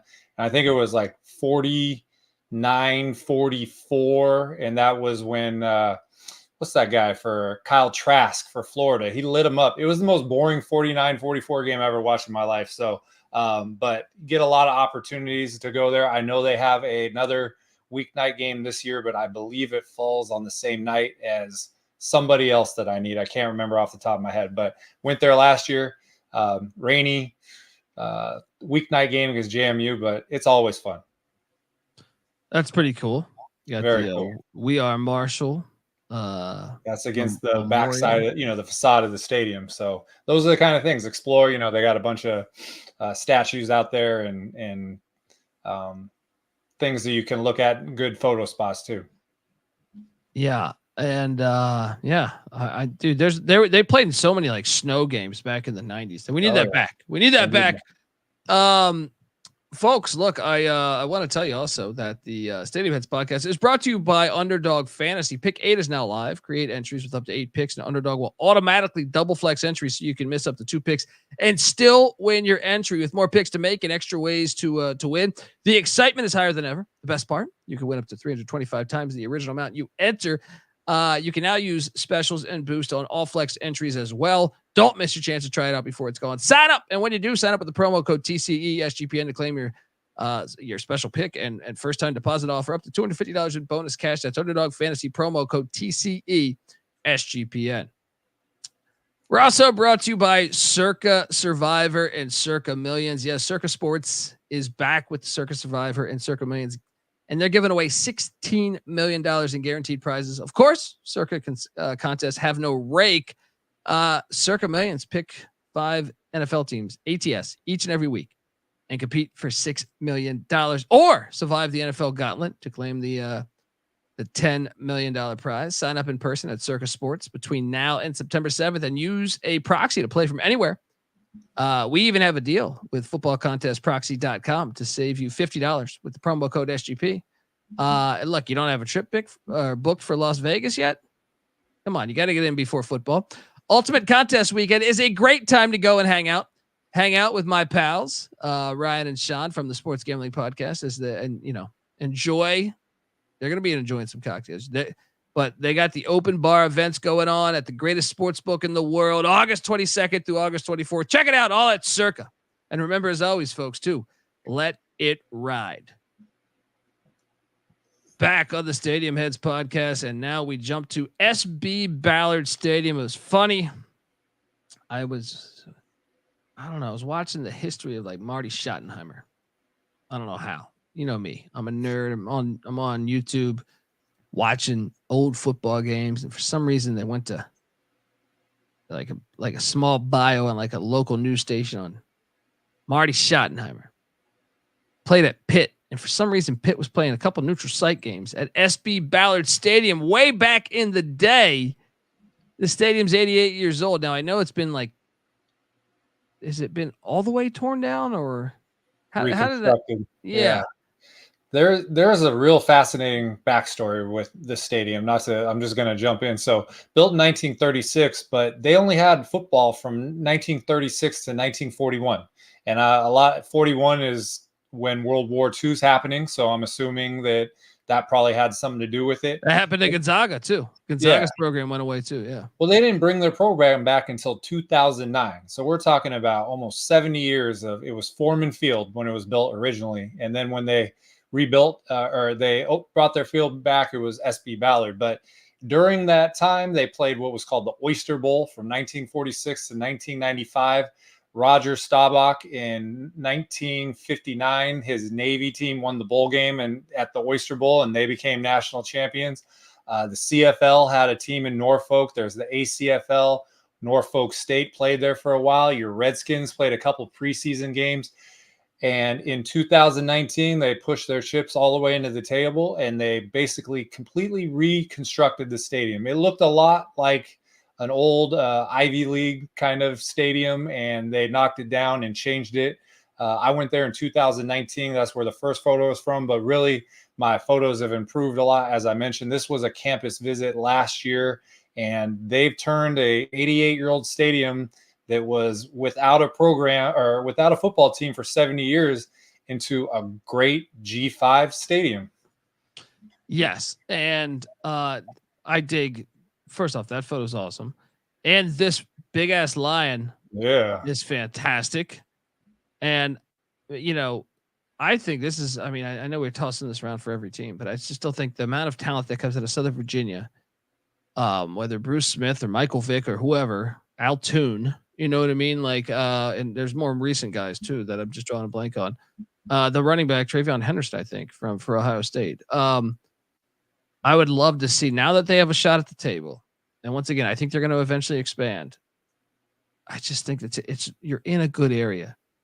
All it takes is Ricky Ronnie's doing a decent job too, but I love this stadium. The Oyster Bowl needs to come back, by the way. I'm pushing heavy for the return of the Oyster Bowl. I'm also pushing heavy for the return of the Refrigerator Bowl that we had from 48 to 56. I don't know what, I love how it's not a company. It's just a refrigerator. Hey folks, we want you to buy a refrigerator. Let's create the Refrigerator Bowl. Let's get them back. That's fun. Beautiful. I love it. I mean, when you go to old stadiums and you see the names of their bowls, like the California Raisin Bowl and all these things, like these, we love them. Your Copper Bowl, very simple. Look, if you're playing it at Brooks Stadium, like I don't understand, like they should just, that's part of the campy. That's why we love college football. There's many elements of loving college football, but to me, one of them is that campy element, the Refrigerator Bowl, the Oyster Bowl. What's it? I think the Capital Classic. No, not the Capital Classic. What is that one called? The Crab. When Maryland and Navy play each other, the Crab Classic, right? Stuff like that. Come on, we got to get those on the schedule more. We got to own it. Own how wacky and fun college football really is. I agree. Yeah, and this stadium is fire. I would have liked to see the last, like what they destroyed, and this is hilarious. I do recall that Friday night game against Virginia Tech, where the Brent Pry or some of their coaches got stuck in the elevator. That's hilarious. So the game was delayed out of second half because they were stuck. A bunch of coaches were stuck in the elevator. Yeah, I mean, I like this stadium. Any plans to go there anytime soon? Yeah, so they have a October 24th game against Georgia Southern, and I haven't been there since 2019. My stadium photos look a lot better than my trip in 2019 when they were in CUSA. So these photos you're seeing, I'm hoping that October 24th we can fill them up with people and redo them. Let's go. Let's jump on over to the next one. Whitney Hancock Stadium. Hancock Whitney. Whitney. I messed. Oh, okay, my bad. Maybe you know a girl named Whitney Hancock, maybe. Perhaps. Oh, ninth grade. Whitney Hancock. But Mobile, Alabama. My apologies on the mess up. I don't know. I didn't get a lot of sleep last night with my son. But 4 years old. Now, if I'm being honest, because I ranked mine at the end of this episode, and you listed your top 5. I did mine before I saw the photos, so it's interesting. But I am curious. I'll bring that back in a minute. But man, this is a beautiful stadium, and these shots are fire, man. When was this, and what game was that? So these photos are from 2022 against Troy, which was the record crowd that they ever had. I went there in 2020. That's when the stadium opened. They played UAB, and it was the second game ever, but it was a COVID game. And then they also host the 68 Ventures Bowl, and I went there last year. The Crampton Bowl was at noon, and this game was at 7. And so Montgomery to Mobile is about 2 hours and change. So I was able to hit both. But, when we did the Mountain West, we talked about Snapdragon Stadium as being an accomplishment.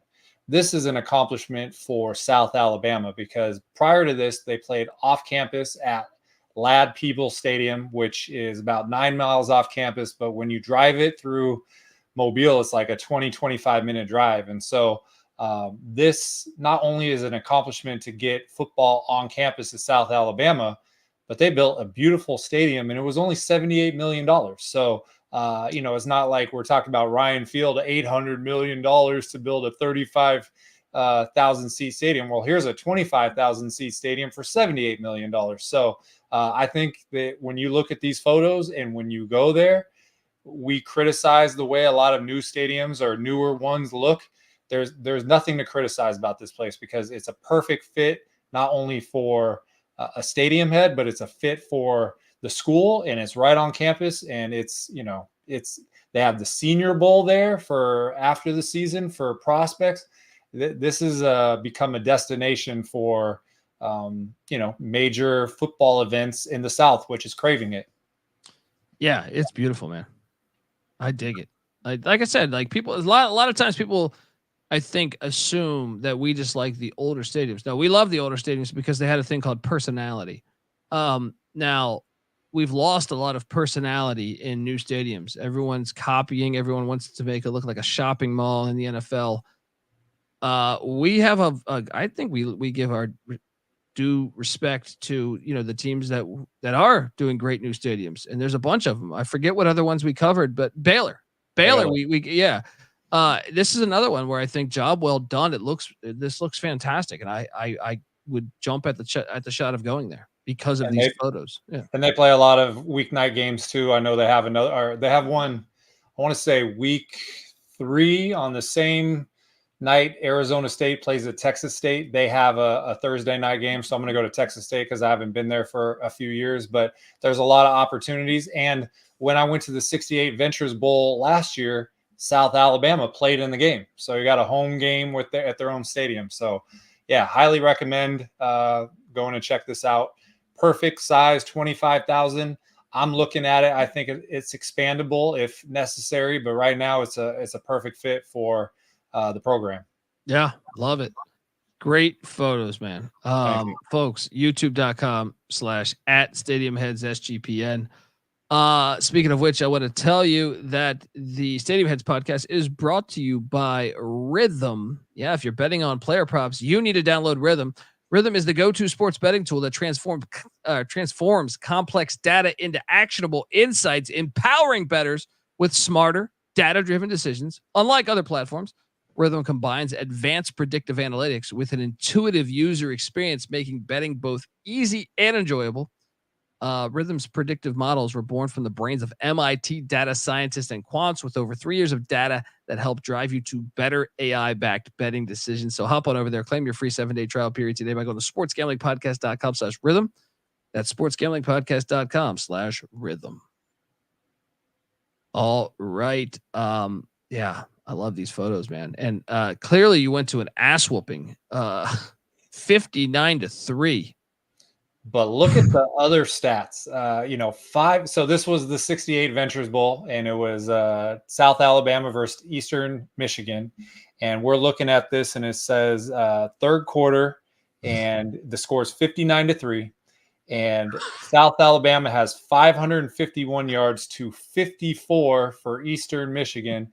26. I think Lou Holtz has something to say about that. Well, I don't get brain bag. I'm sorry. Continue. No, we needed him to coach EMU in the fourth quarter, to possibly close the gap. But 551 to 54 in total yards, 26 first downs to 2, 59-3, and it's in the third quarter. I've been to a lot of football games, and this was the biggest ass whooping that I've seen. And after the game, there was actually like a physical fight between the coaching staffs on the field that there was a lot of hard feelings because, this was South Alabama playing a home game, and I don't know what the fight was about. I don't know if it was directly related, but they were upset. And the best way to not be upset in a football game is not get completely dominated. And they failed at every level to do that. So I walked by the scoreboard and I saw that, and I was like, I don't know if I've ever seen a third quarter box score in my life like that. And the time of possession is not that much different. I mean, 25-17 is a little bit, but not enough to do 59-3. It was crazy. Well, it is kind of bullshit that they played a home game at the bowl game, as their bowl game. But I mean, Hawaii gets that, sometimes. But I agree. Yes. Yeah, you know what I mean. Like Hawaii is the one team that should. But wow, I mean, I always wondered with that Georgia Tech Cumberland 222-0 score. I why has there not been a 30 for 30 on that? Because I want to know. I know, I know those people are probably dead. But I'm saying, I want to know what the defensive court, there's no way I would quit. I would be at the bar at halftime. You know what I mean? I'd be like, guys, I'm clearly not good at my job. I got to work some things out. My only guess is maybe they don't have any clips of the game, and if they don't have, but this one, you could just go back and watch it from last year. There's a lot of dead bodies out there from this one. So. Unbelievable. 54 yards to 551. In the third quarter, right? Unbelievable. That was one, we talk about traveler accomplishments, stay the whole game. I don't have anywhere else to go because I'm probably either just going to the airport or whatever. But that's a badge of honor if you stayed and watched that whole game. Oh, imagine being from Ypsilanti and you're making the trip down to Mobile. You're trying to move up your flight to that night instead of the next morning. You're like, you got a clean 54 yards going on. Yeah. Wow. Oh man. All right, let's talk about this one because Southern Miss, to me, and they're the original Boise State. If you go back and look at Southern Miss in the 1980s and 1990s, they beat heavyweights nonstop. Jeff Bauer had this program rolling. They would beat Bama. They would beat Nebraska. When Nebraska was good, they would beat Auburn. I think they beat Auburn like multiple years, like 3 times in like a 10-year stretch. This team would fuck up Power 5 schools. They've lost a little bit of that luster, but Brett Favre and his blood money, they're trying to turn it around. All right. They're trying to turn it around. Southern Miss, Roberts Stadium, Hattiesburg, Mississippi. Welcome to the Rock. 92 years old. Let me tell you something. ECU is supposed to be rivals with Marshall. I said good things about Marshall. ECU is supposed to be rivals with Southern Miss. I fucking have always loved Southern Miss. Now, I thought they did Jeff Bauer dirty by back in the day, but like they always were like a hard hitting, back when you could actually hit, physical team that were perfect for college football to me. Like, didn't give a fuck. They would schedule like 4 straight road games against like Texas A&M, Alabama, Auburn, and USC, and they just go play them all. And you're just like, man, I love they just have the FU mentality. Absolutely. And their fans remember it. They don't want to think that that's, completely gone. They want to think that they can still do that. And, we mentioned in the Mountain West, the Fresno State with Pat Hill, those teams would travel. I don't think those teams even had the success that Southern Miss had, but it would be a decent G5 comp. But they're thirsty for it. And they've had successes recently. Coach Hall, I think, is either in his 3rd or his 4th year. And this is a big year for the program, them solidifying their spot in the Sun Belt, and for Coach Hall himself. So I agree with you. I feel like, yeah, you're right. And they had like, you go back, just YouTube's available, folks. If you're football nuts like me and Michael, I'll throw on a game sometimes in 92 or something. Now, they wouldn't get the heavyweights to come to them that often, but they would play in the Conference USA, or they were independent, I think, for a little bit. So you would see like ECU play there or something. This place used to be, and I still believe it can be there. I believe the passion is there. So it's just got to get reignited a little bit. Will Hall, maybe it's this year. Maybe it's this year. He made a bowl game 2 years ago. Terrible season last year, but maybe this is what happens. What game was this? Was it a weekday, I assume? So this was 2022 against Louisiana. It was a weeknight game. They won. It was a lot of fun. I mean, there's the Southern Miss Twitter crowd is really good. I know a lot of them. I met them in person. They're always doing good in polls as far as like voting and the output. And, we mentioned the swamp in Louisiana being the original swamp. The Rock is the original Rock here. I think, Kid Brewer, I think it should just be Field of Dreams. That's what I've always said. But this stadium started out built in 1932 with 4,000 seats. Now it's up to 36,000. It was Faulkner Field until 1975. So the story that I read about why it's named the Rock is that players hauled concrete for the bleachers in 1938. And I guess maybe the Rock is Alcatraz and something to do with. So that's what I read. I'm not 100% sure, but there's a lore of 90-year-old history here. And as you mentioned, a lot of winning tradition, and this is a big year for them. And, I'm rooting for them, not just because, they have touched that success level, but I think they have a passionate fan base. And, one thing we haven't kind of talked about was that the Sun Belt is the best positioned G5 conference for SEC transfers. And so SEC guys, if they go and don't play year 1 or don't play year 2, or there's a coaching change, man, a lot of these guys can go from Auburn and go start at Southern Miss, or they can leave Georgia and they can go start at Georgia Southern. So the talent is available, and they have the environment and they have the fan history. So we just need, Coach Hall, I think they beat Tulane in Tulane 2 years ago, and it just hasn't hit off since then. So I'm definitely rooting for what they're doing down there in Hattiesburg. Yeah, I agree. And yeah, it's beautiful. This is just right outside the stadium, I assume. Yeah, so that's just in the end zone above the suite, and I checked sunsets and see if it's going to happen, and it happened. It's always warm there, so it's a nice. Before you got to go to those action games, it's nice to get a couple of these games on a weeknight. Yeah, absolutely beautiful, man. Folks, I see 810 people watching right now. Hit that like and subscribe button. Me and Michael, aka College Football Campus Tour, we've done this for every single conference. All right. You want to go listen to the Big Ten, the ACC, the Mountain West? It's all out there. Now we've done it for everyone except the Conference USA and the MAC, but those are coming. Also, the independents are coming, and some FCS. We're going to dive into the FCS, and obviously, when the season starts, Michael's schedule is incredible. He goes, to over 90 games, or 90 games I think it was last year.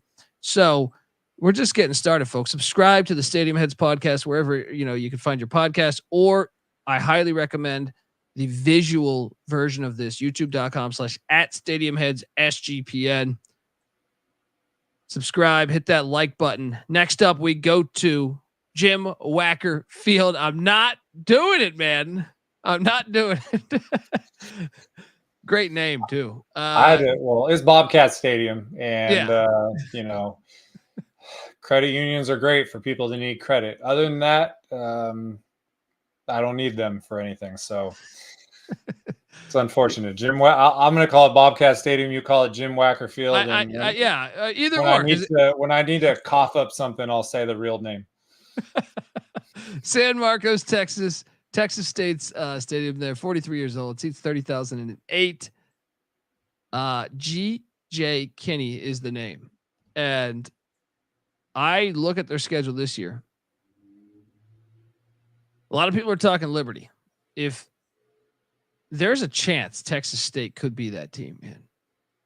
I know that Conference USA is a little easier than the Sun Belt, but Texas State's schedule breaks very nice for them.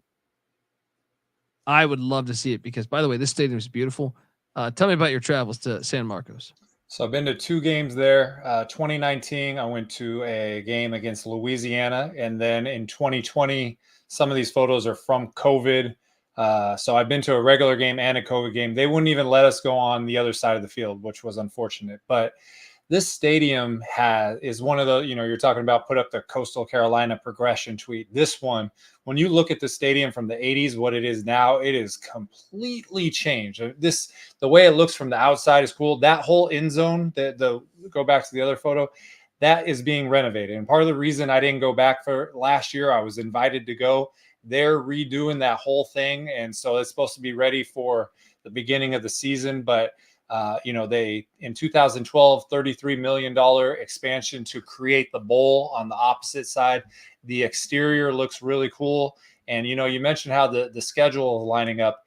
When we talk about how can you break through as a G5 to be that top team, I've always said you need 1 or 2 out of conference big games. And the game that I'm going to on week 3, it's a Thursday night game against Arizona State. That is lining up to be a huge game. And, in 2016, they played Houston. That's where they set their record. They, it holds 30,000. They got 33,000 in that night. So, they got the new coach. They got the new offensive system. They got the upgraded stadium, and they got the P5 team coming. In my schedule in the first month, that's probably one of the top games I'm most excited about. And, ASU, they better bring it because it's going to be a hostile environment in San Marcos. I'm really looking forward to it.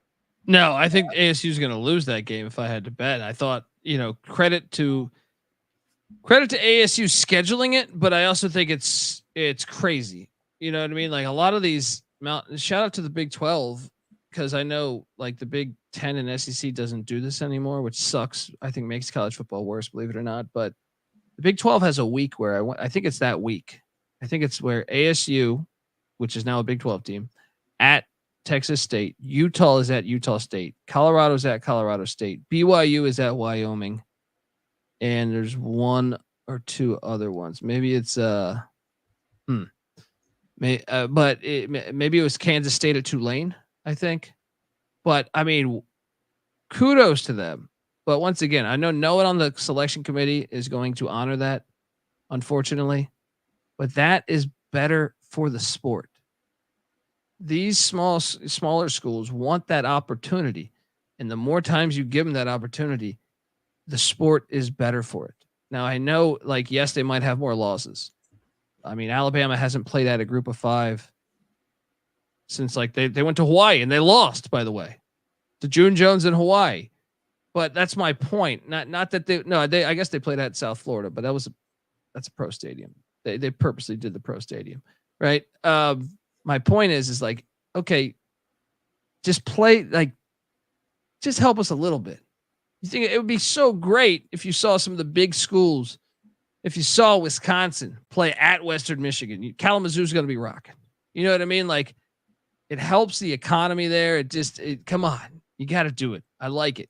You got Missouri playing at UMass this year. That's true. Is crazy, you know, that's insane, by the way. I know Miami, Florida played at the Glass Bowl a couple of years ago. We've had, some, the ACC does it a lot, actually. Yeah. I mean, echo everything you're saying, because this is when, and actually this game that I went to, SMU was not a P5, but that was SMU at Texas State. So you get those things, but it's a way for these programs. It's a measuring stick, and they get their biggest crowd out there, and, don't be scared, go out there and play. And, even the FCS, we got South Dakota State playing at Oklahoma State this year, and that's a scary game, but we like it. This is an opportunity. And I'm probably guessing that they agreed to this before the new coach and the new offense but we echo your sentiments about that. And I think the 12-team playoff could encourage more of this.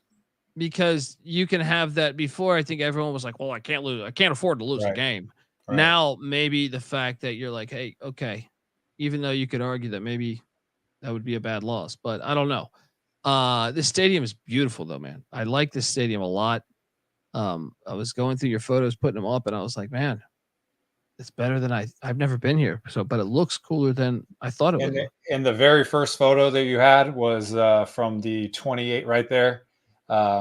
So we're going to have the new end zone there, and it's going to be, a warm night Thursday in San Marcos. So hopefully we get something similar to that. And, it's going to be, there's only 2 games on that night. South Alabama, I believe, is playing an FCS school. So this is going to be, the eyes of college football are going to be on this game, that week 3 game against ASU. So huge opportunity for the program. Hell yeah. I'll take Texas State to win that game. National champs at 81 and 82. There you go. And that's what we like to see. I mean, we're going to go to ULM, and they have a national championship. And you talk about going through the YouTube rabbit hole. All of a sudden, you can watch these games and check them out. So, just because they're not a national championship contender, when they've reached those heights at their level, and it's progress. You can't just make a school just instantly, like UCF is an exception, and they founded their program in 1979. So it takes time. And Texas State has made some great progress, not just with their program, but with their coaching staff and their stadium in particular. Yeah, they used to be called the Southwest Texas Bobcats. Yep. Shout out to that logo. But Ricky Sanders, former Washington Redskin wideout back in the day, won 3 Super Bowls. He was part of that national championship team, I believe. It's just, I love the future of them. I think their future is going to be fantastic. So if they can keep GJ Kinney, which is a big if, I think they have a bright future. Let's jump on over and talk about Veterans Memorial Stadium there in Troy, Alabama. 74 years old, seats 30,455. We've had the Troy fans in the chat saying, okay, end of episode. This is the best stadium in the conference. And I'll be honest, I did not. I'm going to reveal my top 5, and I slept on this one. I like I said, I made mine before seeing your photos. And this stadium Even though I know it's probably a weekday game, not that many people there in this game, or who knows when it was, but this photo, man. This photo. That's a fucking beautiful stadium, man. And this thing has, so first of all, shout out to the name Veterans Memorial Stadium. Yes. Like if you know, the only thing you could do is put in municipal, you know, and it wouldn't make sense, but it's the best name where, you know, Mississippi, the vet in Mississippi or for Jackson State, the same thing. But two things. One, if you go through the progressions of, you know, even the 90s, there was a track there and there was a small press box. It looked nothing like this. But even in the last few years that I've been traveling, they've improved the stadium. That end zone, the hole with the arches there, that wasn't there. And they've really, I have it in my top 5. I think this is, you know, from 2017 to 2020, I went to a Troy game each year. So 4 straight years. Haven't been back, but October 4th, I'm going to be back there. But it's an enjoyable place to watch the game. They got Trojan everywhere. They got a Trojan statue in the end zone, and those arches and those almost like balcony type seating. It's a very cool vibe down there. Dude, it's beautiful. I slept on this one. My apologies ahead of time, because this stadium, this shot, man. Yeah. Get the fuck out of here. You got to be involved with the space program with a shot like this, because good Lord, that's a beautiful, come on. It doesn't get more college football. Look, it's perfect. We just need to pack those stands. And was this COVID? This is COVID. And you know, when you do the weeknight games, you're mostly doing night photos. It was a 2-for-1. I did this in Auburn, and they were both COVID games. But hey, we're happy to get games during the COVID year.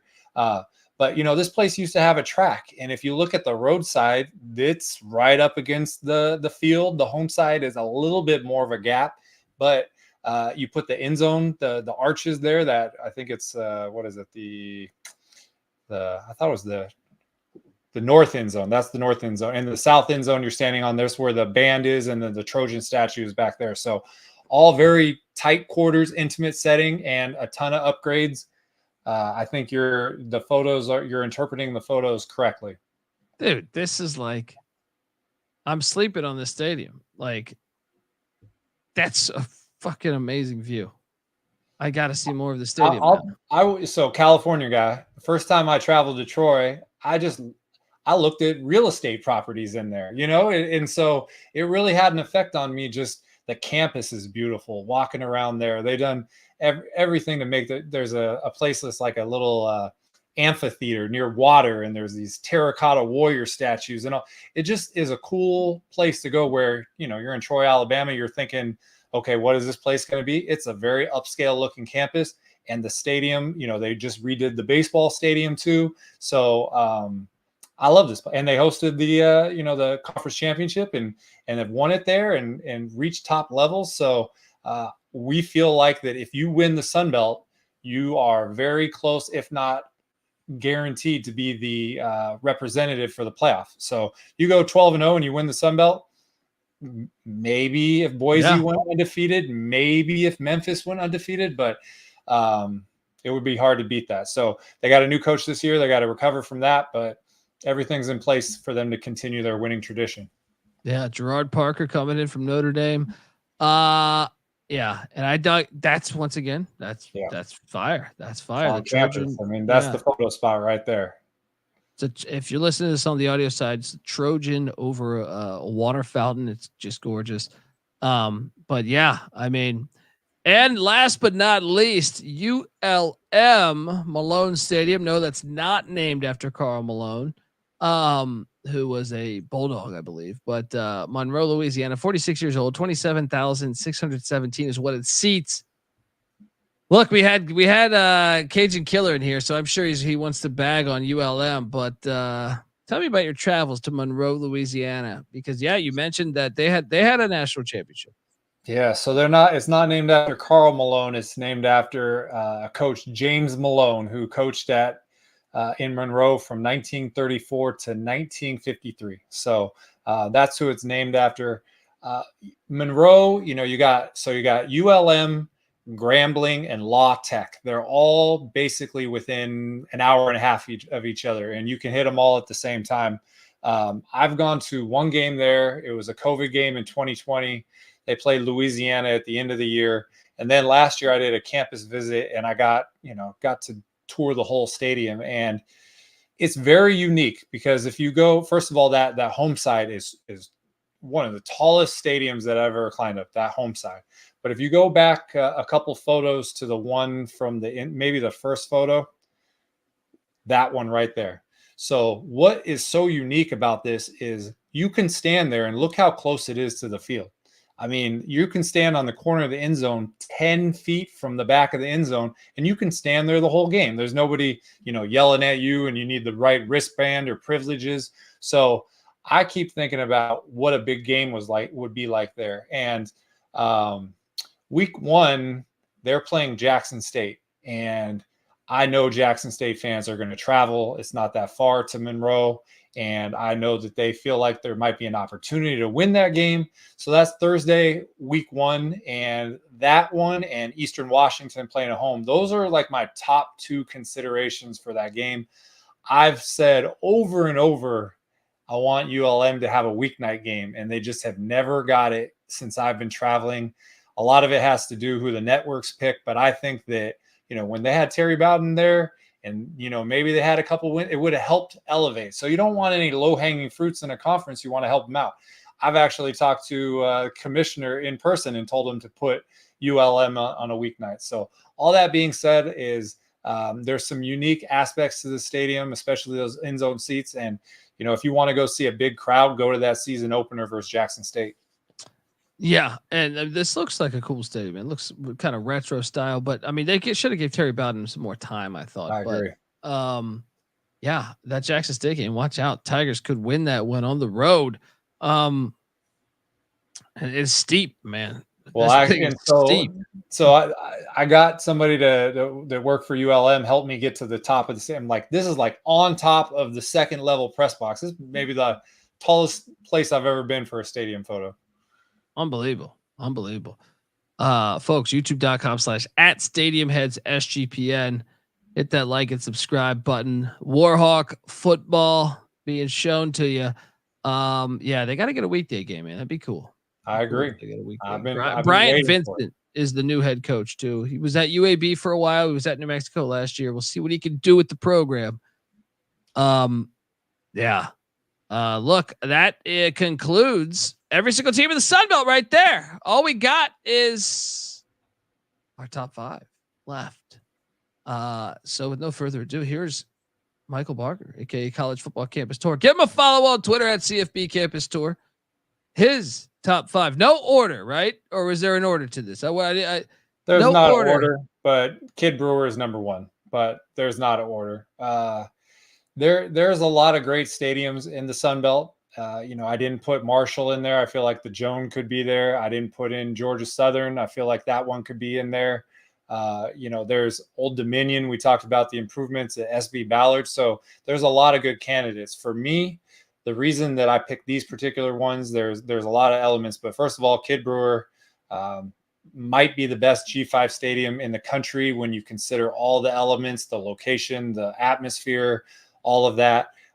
Jim Wacker Field, Bobcat Stadium, that place is like regal looking. It's evolved so much, and I'm really looking forward to taking some new photos and showcasing that stadium. Bridgeforth has, again, after that renovation in 2012, adding that whole west side, it's a really good looking stadium. There's like a man-made lake right behind it. If you get up on the top bleachers, you can see that during the day, and their program, their atmosphere is great. Hancock Whitney, we talked about how it's a nice new stadium done in a right way and it's on campus. So I love that place. And Troy, that I've liked that stadium since I first went to it in 2017 when they did the north end zone expansion with those arches. They made it even better. And it's a great stadium, and I'm looking forward to going back on October 4th. So those are my 5. But Kid Brewer would be number 1, and then the other 4 competing for the other seeds.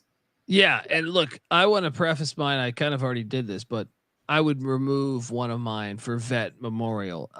This is mine. My number 1 would be Kid Brewer. My number 2 would be look, I am a big fan of Southern Miss home games back in the day, and I think that allure has me like in my mind thinking that it's perfect. Maybe I don't know. Troy Stadium though deserves to be on this list after seeing the photos. 3 Jim Wacker Field. I loved the Texas State, the photos that I've seen, and it wasn't only yours. I remember seeing a game. I think I watched that SMU game on TV, and they were showcasing it. So I was like, man, that's a beautiful stadium. Bridgeforth, when they added everything, it looks really good. Hancock Whitney. We had 4 of the same 5. Yep. But I think I might add the Vet. Joan almost made mine too. I originally wrote that. But yeah, it's tough, man. The Sun Belt doing college football right. Folks, that's our show. We are the Stadium Heads. Are you a Stadium Head? Because if so, hit that like and subscribe button. Get on over to youtube.com. youtube.com/@StadiumHeadsSGPN. Also, if you can, subscribe wherever podcasts are found, iTunes, Spotify. If you can give us a 5-star review, we'd appreciate it. That helps us. Sponsors look at that stuff. So if you can hop over to iTunes, give us a 5-star review, we certainly would be grateful. And look, we mentioned a bunch of stadiums. I know Michael threw out dates he's going to be at certain games. Hit him up at CFB Campus Tour on Twitter. We got some stuff we're going to do. Some giveaways coming soon. We got Stadium Heads t-shirts and hats in the store. Just get the SGPN app. It's free to download in the App Store and Google Play Store, or you can just go to sportsgamblingpodcast.com. Get yourself Are you a Stadium Head? Get yourself some gear. It's all there for you, folks. All right. Also check out the College Football Experience podcast that I host. There we go. By the way, youtube.com at Stadium Heads SGPN. Michael's got the Stadium Heads hoodie there. Get on over there. Check it all out, folks. We can get yourself a nice. We got. What does he say? Major League. We got uniforms and everything, right? We got sweatshirts and hats and everything. Get on over there. But yes, check out the College Football Experience as well. And obviously Michael's working on a schedule. Pre-episode, he was telling me a week or two of his travels. We're gonna pinpoint that. We're gonna show you his travels. The most interesting man in college football. But yes, I'm telling you, when the season ramps up, you're gonna be like, this guy's fucking insane. It is fantastic what he does. Obviously, you've seen the photos. You've starting to learn the history. Check it out next week. Let's do this, Michael. What should we do? The MAC or the Sun Belt? I'm sorry, or the Conference USA. So we also haven't done the AAC. That's right. We have the AAC too. My bad. AAC, I think we should do the AAC. Yeah, because we got Liberty Bowl. We got some. They got some good ones in there. Sun Bowl. Oh, I'm Sun Belt's Conference USA. Sorry, yeah. No, it's okay. I know what school we can play. It's going to be a little loud on your end, but there's this school out there in Greenville, North Carolina.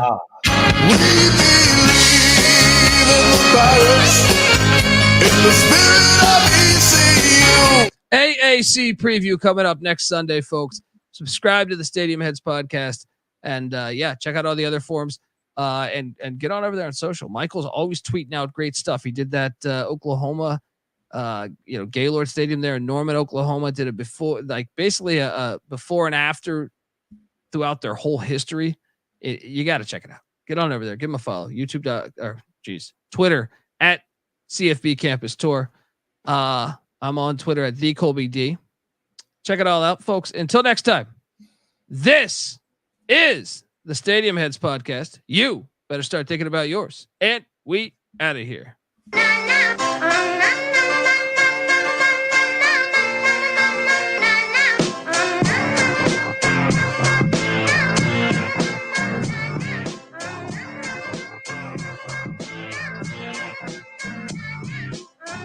Yeah, it's got me thinking about the good shit the minute that I seen your grill again. It made me good trip, good dog the mind back like dog will wind that. Man, I didn't get mad when you near me hit me can back, but the comings on was strong. Now my shit's coming along, you know the song. The truth is I'm pretty much on fire again. It's heating up for real, I'm alive again. And that's the attraction factor. Vancouver, Michigan with my rap disaster. Yeah, you know you want it how you want it. No need to trip cause I got it, doggone it. It's all yours and the extras too. All the super music and the sex for hope. Just get it straight cause he caught me in a good mood. Let me demonstrate what this time of year could do. Sing it.